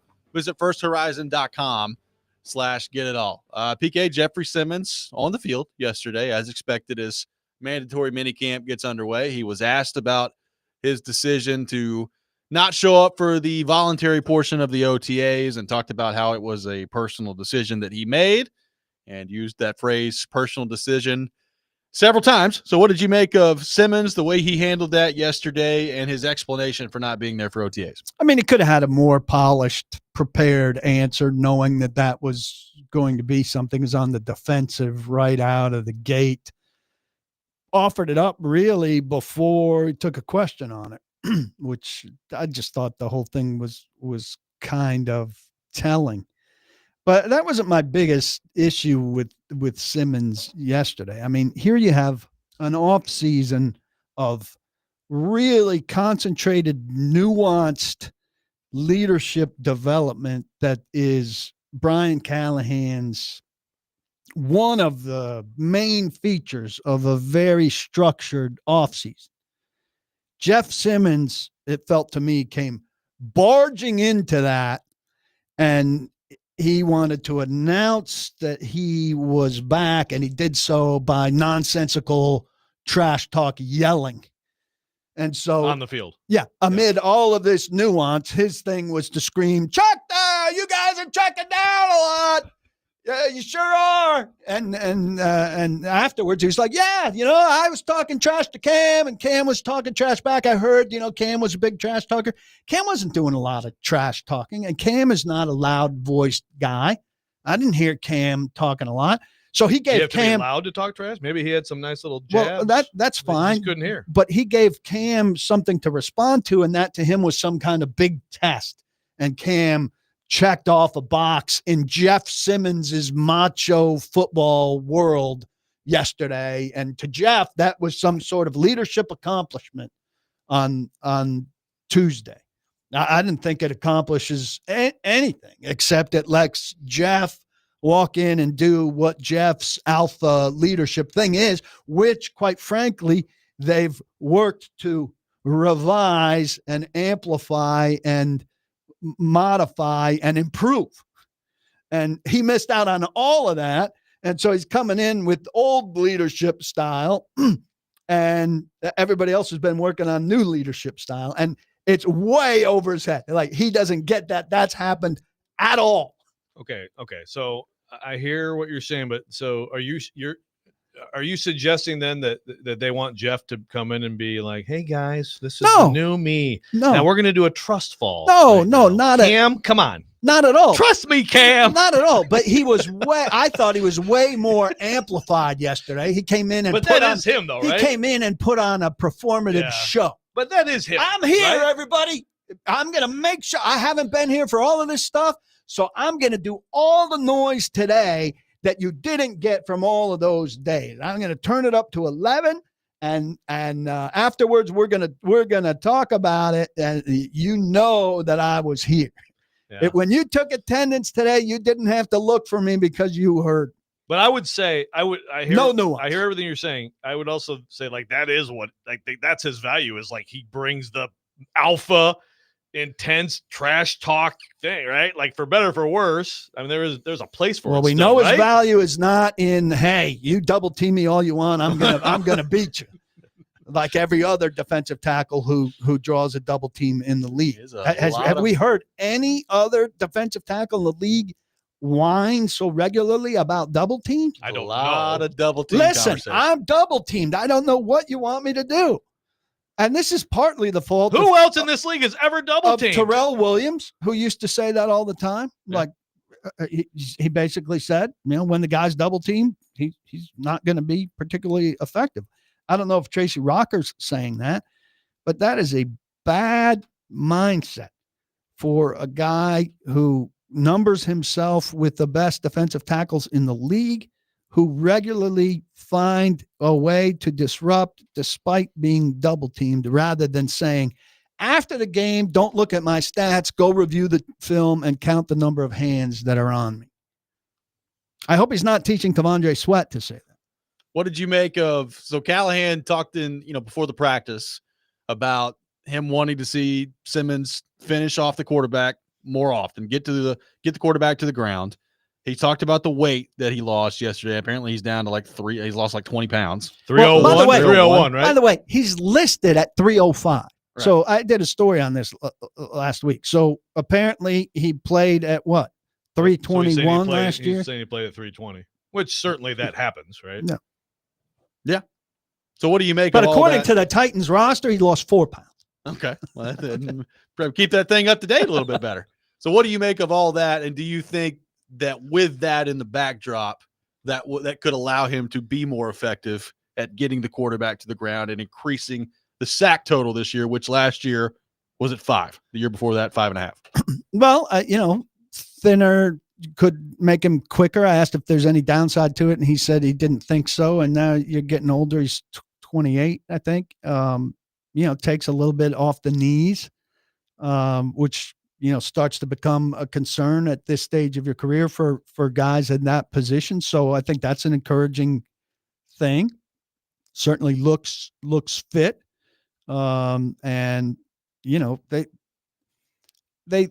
They've got to find ways to get to the passer, and he's got to be a key to that. And he and Sweat have to, if they're not getting to the quarterback, push the quarterback off the spot. They see it fewer mobile quarterbacks this year, so getting a guy off the spot will be less dangerous than it was last year, where sometimes moving a guy off the spot was not a good thing, and it led to if they had some success, it led to guys scampering for gains against them instead of running into trouble.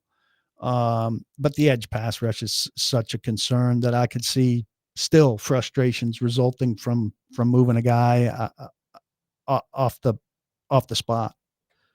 This Jeff discussion, by the way, I mean, if you were concerned that the question you asked in place of Terry yesterday was going to make Jeff dislike you, I mean, he dislikes you plenty already. Let's you continue to ensure that. But we did have a point brought up, kills me. PK, that I thought was a good point, which is, look, there are plenty of fair criticisms of Jeff. I do think that a lot of what we have seen is just a guy not reacting well to watching a team completely dissolve around him, right? And I'm not saying he should have sympathy for that, but I do like if I'm Jeff Simmons, I'm sick of this crap. And even though his level of play has not been the same really since midway through the 2022 season, he's still one of the best players on the team. He is a good football player. They have very few of them. They have less and less of them in the last few years around him. And I don't, you may disagree with me on this, for all that he lacks in terms of just say, take the accountability after, he's not very good with that stuff. Stop talking about the double teams. Stop talking about the double team. I do think the guy absolutely hates losing. Oh yeah. At a high level, maybe a higher level than some people. And so I think that this is also, I'm just saying some of it's not his fault. He is on a trash team and he's not reacting well to it. He's on a trash team and he's not reacting well to it. I agree with that entirely. Delaney Walker was on a trash team and didn't react well to it, and didn't react well to it in a much better way, I think. You're talking about 2015? Yeah. I mean, he was their one. He was the same. He was the equivalent, right? I would agree with that. And who handled it better? That's the thing. At least Delaney Walker in that awful season had ridiculous numbers because all they could do was just get him the ball, true. Right? If Jeff Simmons has a 12 sack year on a terrible defense, then that would be the equivalent, right? Yeah. Production wise. Let's head back. Also, I think as team spokesman, Delaney Walker was better made for it. Well, sure. I would. A lot of people are. Totally agree with that. Let's head back to our 102.5 The Game phone line, driven by WilsonCountyHyundai.com. Welcome in Ed to the program. Ed, good morning. Thank you for calling in. Good morning. Hey, Joe. How are you? Hi, Ed. Good. Have you watched any Bob Cousy? You can tell me he'd be averaging a triple-double today? I just turned on the tape and just finished watching it. George Mikan would crush these dudes. I'll save the Luke and Dennis Johnson comparisons till later. Oh, good Listen, God. I want to talk about Simmons. I think this leadership stuff is a little overblown. I think it's about wins. You get a quarterback that starts winning. The same players that you called awful leaders will be on the team that starts winning, and now all of a sudden they're leaders. My opinion on Jeff Simmons is I was glad he wasn't there. You hit a point, PK. I wonder what he's telling Tavondre Sweat. How is he mentoring him? So if he's not there during the offseason program, maybe there's an opportunity for somebody else to step up to be a leader of the team. I do think the leadership is overrated. If Cam Ward goes off, this team starts having success, I think nobody will be talking about leadership. So I don't know. We want new leaders to take place. We know Jeff's not a good leader. Fine. Then whatever he does on the field is to me the only thing that matters. It's the same way how I felt about Lawan. I just want him to keep his mouth shut and just go protect the quarterback. To me, this stuff is a little overrated, and to me, it's filling a segment in June. Well, by the way, that segment was when you had the hot mic on. I'm just saying. Thank you. Appreciate it. You say he's not a good leader, but it's overrated. I don't know. I think you're kind of contradicting yourself. If Cam comes out and plays really well, everything will be solved. Well, if Cam comes out and plays real well, guess what he's going to be doing while he's playing really well? Leading. Yeah, there's a little bit of chicken and egg on this. I still believe it's like culture. Yeah. It's like, well, if you have good players and you win more than you lose, I bet you your culture will be better because people aren't pissed all the time, right? Whereas it's like, no, the culture created the winning. Yeah, you probably needed good players to create the winning more than the culture. But I agree with you. I mean, leadership is important, and I think they have a void. They need some other people to step in. Well, He's not going to do all the things. We were talking about Lawan earlier, actually. It's like Lawan was great after games, right? He would be honest about their sure he was awesome. I thought as a spokesman, but then he had just trucked a dude like 5 seconds after a play. 3 personal fouls in the game. Yeah. You know what I mean? So but some people are good in some areas of it. But he was good post games in part because he was self-deprecating about those mistakes. Jeff Simmons has never raised his hand after. Yeah, no, I agree. That is part of leadership. There's different elements of it. 615-737-1025, our phone number. More coming up next with Paul Kuharsky. Got more of your questions to get to on our text line. We will do all that. Robby and Rexrode, 1025-1063, the game. I know what's wrong with you.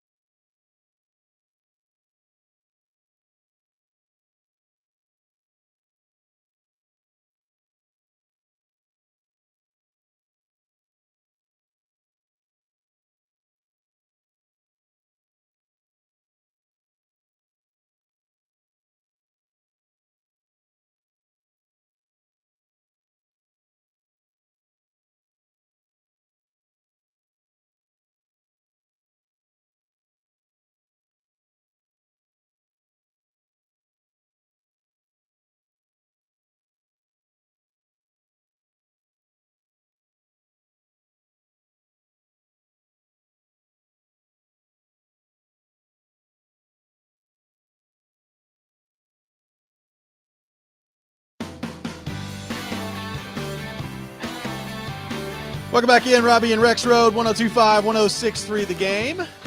Paul Kuharsky with us for the remainder of the program, taking your thoughts on all things Tennessee Titans. So, PK, we talked about Cam Ward earlier. Jim Wyatt putting it out there that he completed 18 passes in a row to close out the practice yesterday after an early interception. I believe you referred to his play on Twitterverse yesterday as solid. What did you make of Cam Ward and his performance at day one of minicamp yesterday? Well, I mean, we're looking for accuracy and efficiency in the post Will Levis world. And so he certainly was accurate and efficient yesterday. Very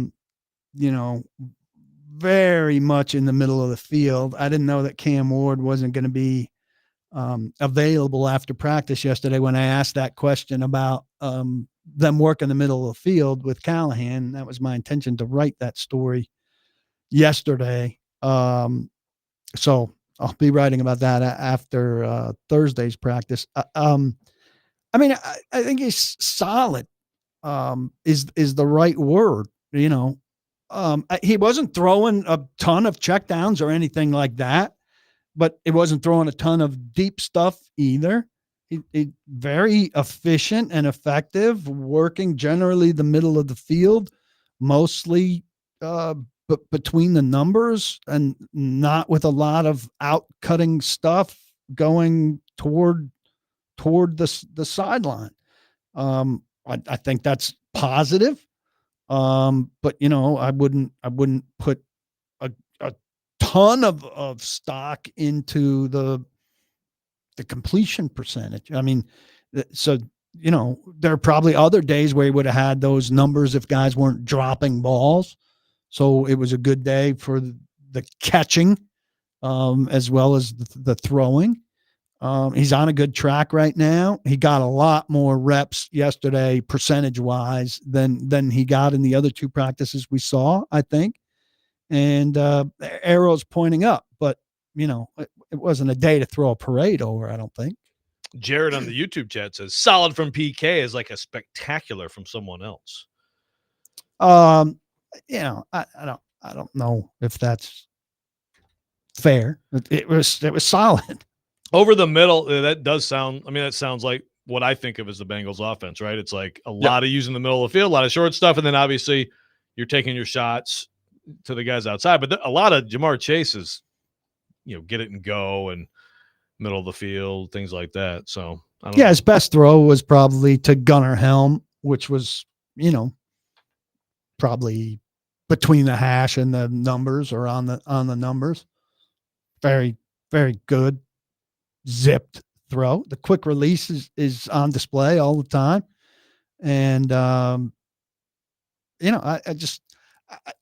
hesitate to, people shouldn't get too excited about the completion numbers. I think it's kind of, we all take notes, that are play-by-play notes. And so it's the nature to, but overall they I think they completed 35 passes and there were only 8 incompletions, one of which was the interception that he threw to Barton, where Jefferson didn't necessarily help him out. He could have thrown a little better. Jefferson could have come back a little better. He could have looked off Barton a little better. But, it was a very efficient quarterbacking day for everybody. So sounds like good D. Do you think we have reached the point, you mentioned the reps pretty significantly taking a jump his way. Callahan talked about, the reps that he needs moving forward now. Have we reached the point now of the offseason heading into training camp here in a little bit where, the song and dance of all the equal reps is over at this point in your mind? Well, what Callahan said, we're going to give Cam the most reps because Cam has the furthest to go. Yeah. That's pretty much saying the rookie quarterback needs to have the most reps. Also, he's going to be the start. That's what I took from the conversation yesterday. Yeah, he needs the most reps because he's going to start and play for us. Thank you. After he earns them. Still, Levis is going first in some of that stuff. So it's just window dressing to me. If he's going to have the vast majority of the reps, I don't see why you go through something that puts somebody else first. It doesn't matter. Got a few texts I want to get to at some point, but one I need to get to right now is why does PK seem so much happier bitching about Big Jeff than talking about the good stuff? You seem a little depressed now that you're talking about positive things, PK. Do we need to have positive PK call the show? Yeah, I think there's a disease in this town and in every town where you take good developments from June and you forecast them into 9 wins. And Preaching to the choir, buddy. I think that's a problem. And so I don't think I turned depressed on it. I'm trying to be realistic. And I think this city's fallen for some June hype, particularly in recent years, only to be really disappointed. And I've fallen for a little bit of it, but I'm determined to be a June realist. Would it cheer you up to have a little video of Big Jeff about to kill Andrew? Would that make you feel chipper? You're like, ooh, and I feel good again. Yeah. No, that depresses me as well. that Andrew lived? No, that the Titans, that Big Jeff, after that, and after spitting on Marshall Yanda, and after fighting in the tunnel with the Bills, says, that's not me, that's not me, that's not me. And the Titans say, you know what? We need to do giant posters of that guy all over town. That's our guy. He's back. That's a good. That's now you see It's your not energy. me. Your energy He's is been increased. reignited. Yeah, well, when you're angry about something, you tend to perk up a little bit. Is That is that not true. human nature? Well, it's certainly your nature. It's like you're kind of like the Emperor in Star Wars. Feed your hate, Lou. Let it flow through you. You go ahead. You need to work on your Palpatine a little bit. That was pretty bad. Sorry, that was pretty bad. Give him a Boston accent like you do with everything else. You're wicked. You go ahead, Terrible, caller, and terrible. you go ahead, caller, and you get super excited about 20 out of 21, and convince yourself that means you've got Rookie of the Year. I'm trying to think of Maybe you have Rookie of the Year, but you don't have Rookie of the Year because of 20 of 21 on June 9th or whatever it was. But it's still like some people would call that really good. Some people would call it, you're not necessarily saying Rookie of the Year, but it's like, did you think it was really good? I thought it was solid. There you go. Nothing wrong with that. Yeah. I mean, I think we trust you. My favorite June moment was whenever Julio showed up and made that one like skydiving catch out there, and everybody's like, "Oh my God, Julio Jones!" And then he made like 12 catches the rest of the year. For the Titans. No, his first that mini camp first day, he cooked who did he cook? He cooked somebody who was not good, but it was like, oh man, my gosh, Was it Trey Avery? it might have been actually. Mike. Mike, how much you of that concerned about catch? Trey Avery? How much of that catch was Julio Jones, and how much was Trey Avery? 615-737-1025. More to get to with PK coming up next. Robby and Rexrode, 102.5, 106.3 The Game.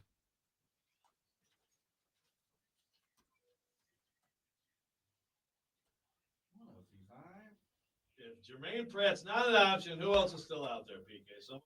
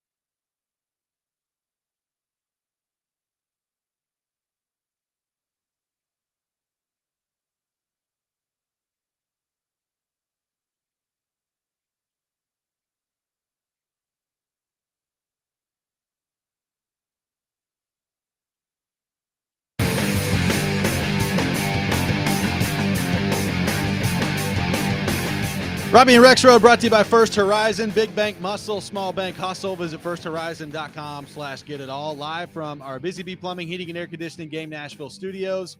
Home of the $99 yearly Beehive membership where the buzz is always about great service. Paul Kuharsky from paulkuharsky.com with us here on the program, taking your Titans questions and thoughts. Hey, real quick, PK. So I know you were surprised to hear that Counting Crows is good last night. They were really good. Maybe they've just matured from when you saw them. But As the Black Crows have. The brothers Robinson made up, and they were good at Ascend a couple of years ago. Okay, so sometimes it might be just Time. maybe being a little bit less full of substances at some point in your life or whatever. Could help. So what's the Counting Crows lead singer? Adam Duritz. Adam Duritz. So as you know, not the easiest on the eyes, Adam Duritz. I mean, he's kind of a goofy looking dude, and he comes out last night, and Katie's like, that dude has had Jennifer Aniston and Courtney Cox. And I was just like, I just raised my chicken scratch Pilsner and said, here's to you, bro. He's one of those guys that has a certain sort of appeal to a certain kind of woman. I guess so. Thanks for the analysis. I don't know what you want me to say, man. That guy, he appeals to some women out there. He does. Good to know.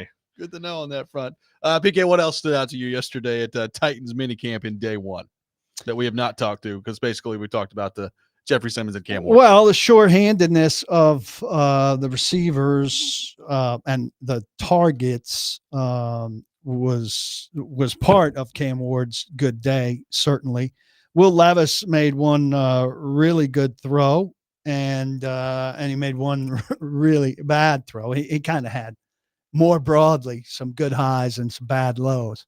I can't remember who he threw to up the right side. A very, very pretty throw on a deep ball. And then he sent Julius Chestnut into gesticulating attempt for a catch on what amounted to like a check down screenish pass. So a little inconsistent there, which, fits is consistent. His MO. Got some, I think sincere praise from Brian Callahan. I think maybe you played that earlier or discussed it. Yep. Tim Boyle got hardly anything, which is what Tim Boyle should be getting. So I think those are big. The other thing, Daryl Baker hasn't been around, and I found out he had off-season shoulder surgery early. So in addition to, and this could be part of the completion stuff too, Jarvis Brownlee's not out there and Daryl Baker's not out there. So we're seeing a lot of developmental cornerbacks getting time. Gabe Judy-Lawley's gotten a lot of time. Jalen Kimber, an undrafted's gotten a lot of time. Jermari Harris has gotten a lot of time. I wrote about him last week, and he got a lot of praise from Tony Oden, the new defensive backs coach. So that could be part of Cam Ward's success also, is that the defensive backs are, kind of patchwork and a lot of new. Defensive questions for you. Austin, about Jermaine Pratt, still an option. If not, who's out there? Cody wants to know if Femi made any noise. Femi disappeared early in this practice, so we don't know what's up with him. Jermaine Pratt, I think they took a look at and decided against pursuing, at least for now. I think he's 30 or 30-ish and not as fast as they would like. If they upgrade that spot, it'll be with somebody younger and faster. And I don't think younger and faster guys are on the market at this time. Right. So if they find somebody there, it would be more likely cuts at the end of camp, and that will mean that Williams and Gray and Orgy. They keep mentioning Orgy as the third guy there. Otis Reese hasn't been mentioned at all. Anytime they're talking about the position, they list Gray, Williams, and Orgy. Yep.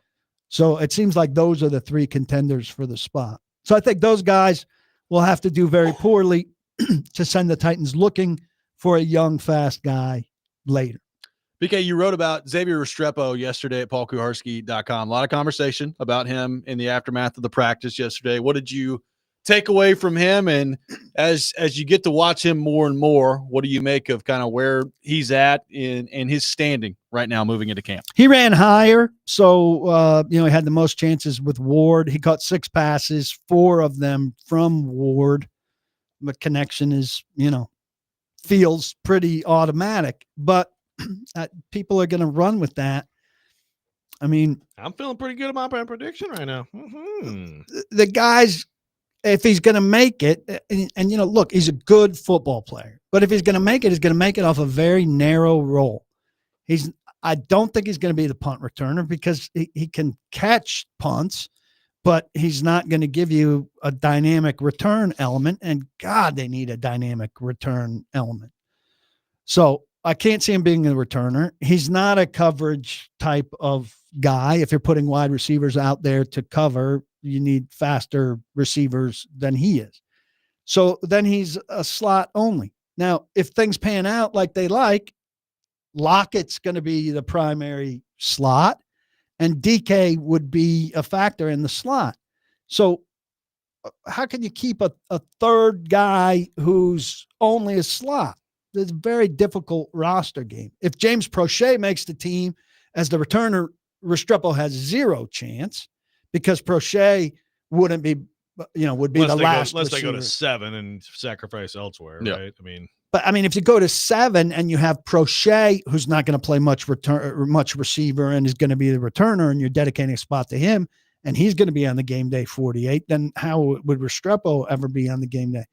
So I think he really needs other people to fail in addition to him being very good to make the 53 or some injuries to happen.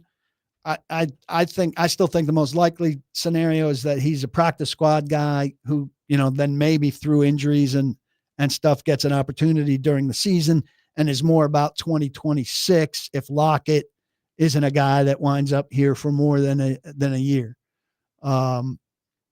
But, he's obviously, people are fascinated by him, and he's going to be one of the top storylines through this camp. Yeah, keep hating, bro. I put up. I can hear your excitement and with your. This hating. is fascinating to me.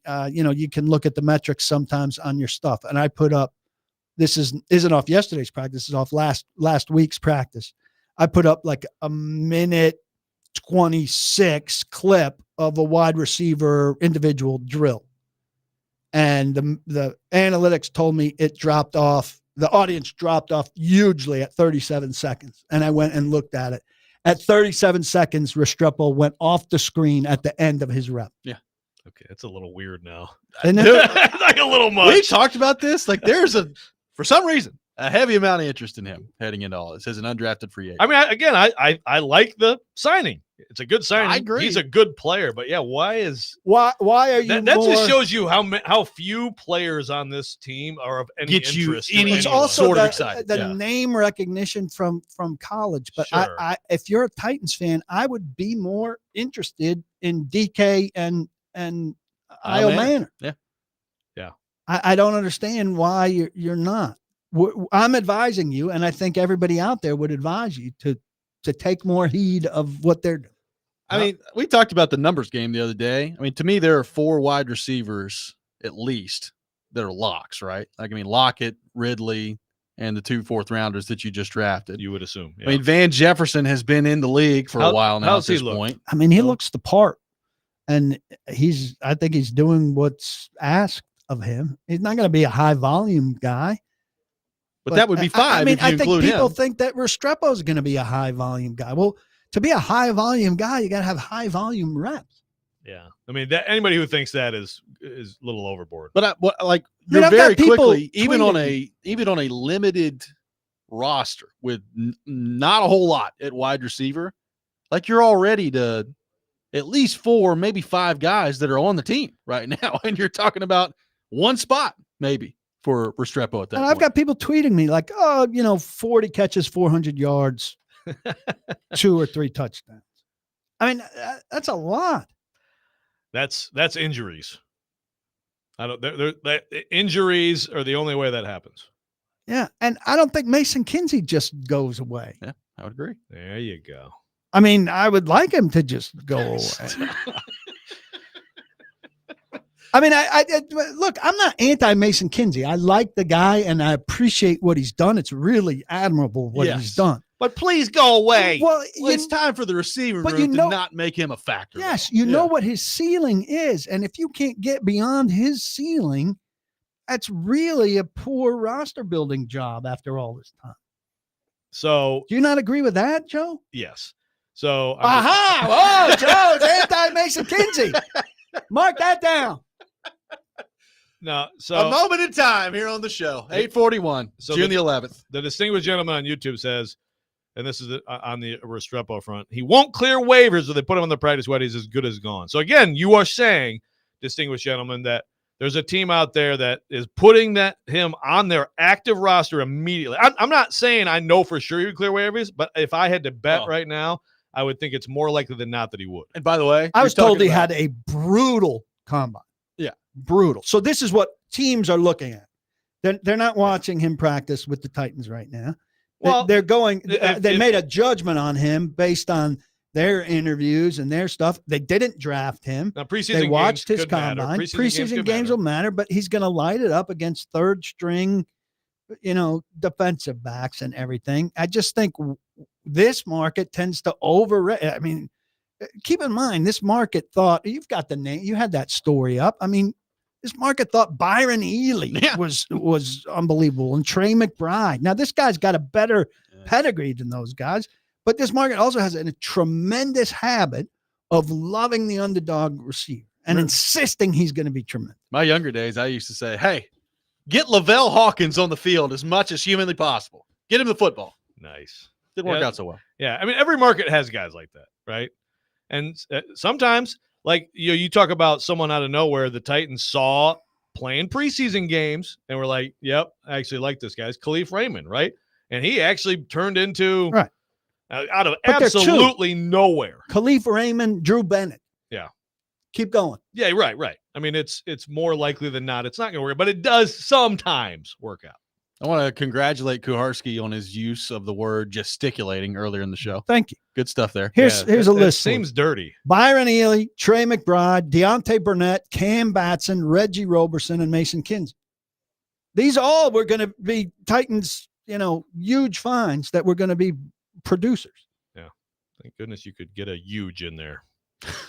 You're welcome. And gesticulate. Yeah, gesticulating, by the way, the definition, use gestures, especially dramatic ones, instead of speaking or to emphasize one's words. Gesticulating. All right. Well, it's misused then because he wasn't trying to say something. So Paul does this before he starts talking. Premature gesticulation. When Vrabel got all over Thank you. Rexrode for what he was doing with his hands, Rexrode was gesticulating gesticulating in the press conference.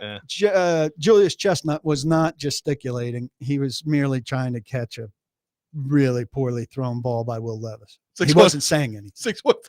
615-737-1025. Maybe in his head he was. What the hell is that? Can you throw me an accurate pass? One more segment with PK coming up next. Robby and Rexrode, 102.5-106.3 The Game. This text was asking, why don't we have some Robby and Rexrode?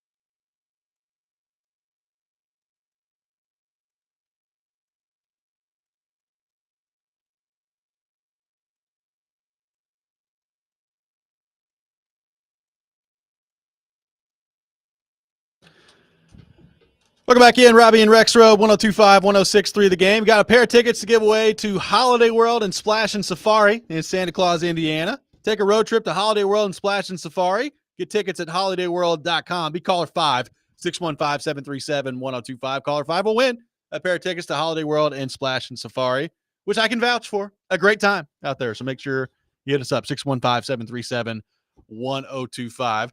So PK, we're going to be wrapping up minicamp this week. Then the summer comes, and before you know it, training camp right around the corner for the Tennessee Titans. So we've talked a lot about some of the storylines at receiver and some of the storylines with Jeffery Simmons and Cam Ward. On the defensive side of the ball, as we're looking at where they are with L'Jarius Sneed, with their corner group, you mentioned some of the injuries and that they're dealing with right now. How do you feel about their group at corner with Sneed and without Sneed based on the roster currently constructed? I mean, I think some of these young guys that I mentioned seem promising. Jermari Harris and Ross. They've paid decent bonuses to these guys. I think they really wanted to get back end depth there to give themselves some options. Daryl Baker, has been out with this shoulder. I thought he was a pretty good find last year in addition to Brownlee. And I think Denard Wilson is really good with defensive backs. So I think they've got a chance to be a good defensive backfield group. I think Winston can find his way on the field, the third round pick, as maybe a nickel or a dime, if he's one of the best guys they have back there to go with Hooker and Woods. I'm less concerned about that than a lot of other things on defense. I wrote this week, if your second inside linebacker is the worst spot on your base 11, well, they've been that way with some pretty good defenses. Not that I think this is going to be a good defense, but I can live with that. I would agree. Edge is way more of a important problem. And so, and even though I feel all right about the defensive backs with the weakness at edge, if you're not rushing the passer, those guys can only cover for so long and they're going to be doomed. How do we feel about McCreary, his contract situation heading into this year? Is that a no-brainer in your mind that gets done at some point here with the Titans? I think McCreary, his numbers on those analytics stats are not great, but he seems like a pretty good player to me. And, I know they have other guys that can roll through the slot now, but I think McCreary should be a longer term fixture inside there. Now it comes down to how they value what kind of number they put on Nickelback and what the market is for Nickelback there. We've seen some guys, just get priced out. Alteron Werner wasn't necessarily a nickel, but he played good cornerback for the Titans. And then Tampa Bay just offered him money that was like, the Titans were like, well, we're not paying that. Yeah. My thing is, you want to keep some guys known commodities and pay them and not just go overpay for someone from somewhere else that less about. And also he can bump outside. You've got all kinds of questions about availability at your outside spots. I unless it's just a ridiculous expectation on the part of his camp, I think it is a no-brainer. I think it should be a no-brainer. And they don't want to have to shop for veteran free agent replacements. Right. I mean, especially not that cost. Right. So, yeah, I agree. I think he should be back. I think he's a good locker room guy. He's a buy-in guy, all of that stuff. So I would hope he's around. They need, as Joe's saying, some level of consistency year to year. That it's some second like contracts. 43% or 47% of guys back. That number needs to slow down a little bit in terms of the year-to-year turnover. Joe, a big fan of Nickelback. PK, your thoughts on what Brian Callahan had to say on the Tyjae Spears front yesterday in terms of his offseason to this point, maybe dealing with some stuff last year, both from an injury standpoint and from a personal standpoint. And it seemed like he was in very good spirits about Tyjae Spears yesterday at his press conference. Let's see it. go out there and do something and show me. I mean, if he had something personal going on, I feel badly for him. And, you always hope a guy can put that stuff aside and perform. If it slowed him down, that's unfortunate, but I'm not a big believer. I hope he can go out there and do things. I think he's very effective in space, catching the ball. I don't think they put him in that situation frequently enough, but I don't have much belief in him as the number 2 back in this, and I'd rather see more Pollard. Yeah, I can't disagree with what we saw last year. I did think that the comment from Callahan was it was beyond just, hey, guy had a great offseason and we're excited and he's doing great stuff. Like, I thought it was interesting. Without knowing exactly what he's talking about, maybe it helps explain a little bit last year, or maybe, something else going on that because I was surprised, PK, that he was as ineffective as he was last year after what we saw his rookie season. I actually thought Spears and Pollard was a competition, and obviously it turned out to be very lopsided. So I do wonder if maybe there's a little bounce back coming there. I thought it was oversold as a competition. I think Spears is a change up or third down guy. And that draft spot is a big price to pay. Sure. For, and they've done this too much with kind of role playing people inside the top 3 rounds, particularly third round. Would you like to fire Rand again? But I would, yeah. Hashtag let Rand be blamed for everything. Well, great hashtag. It was his guy. I hope they get something out of him here, but I could see Mullings, totally different situational guy, but I'd rather see Mullings dig into Pollard than Spears if Spears isn't significantly better than he was last year. PK, did you run into people taking some shots at Traylon Burks yesterday? I saw your tweet where apparently every time I put out a receiver video, everybody's like, man, Burks looks horrible. And I'm no fan of Burks. And I don't think Burks is going to be around, but I think people need to be aware that Burks is it's surprising that Burks is doing as much as he's doing where he is on a timeline coming back from ACL. And he's at the back of the line and he's clearly not 100%. So if you're saying, man, Burks looks bad in those, I think it deserves to be, hey, Burks looks bad in those, but he's not all the way back from ACL repair.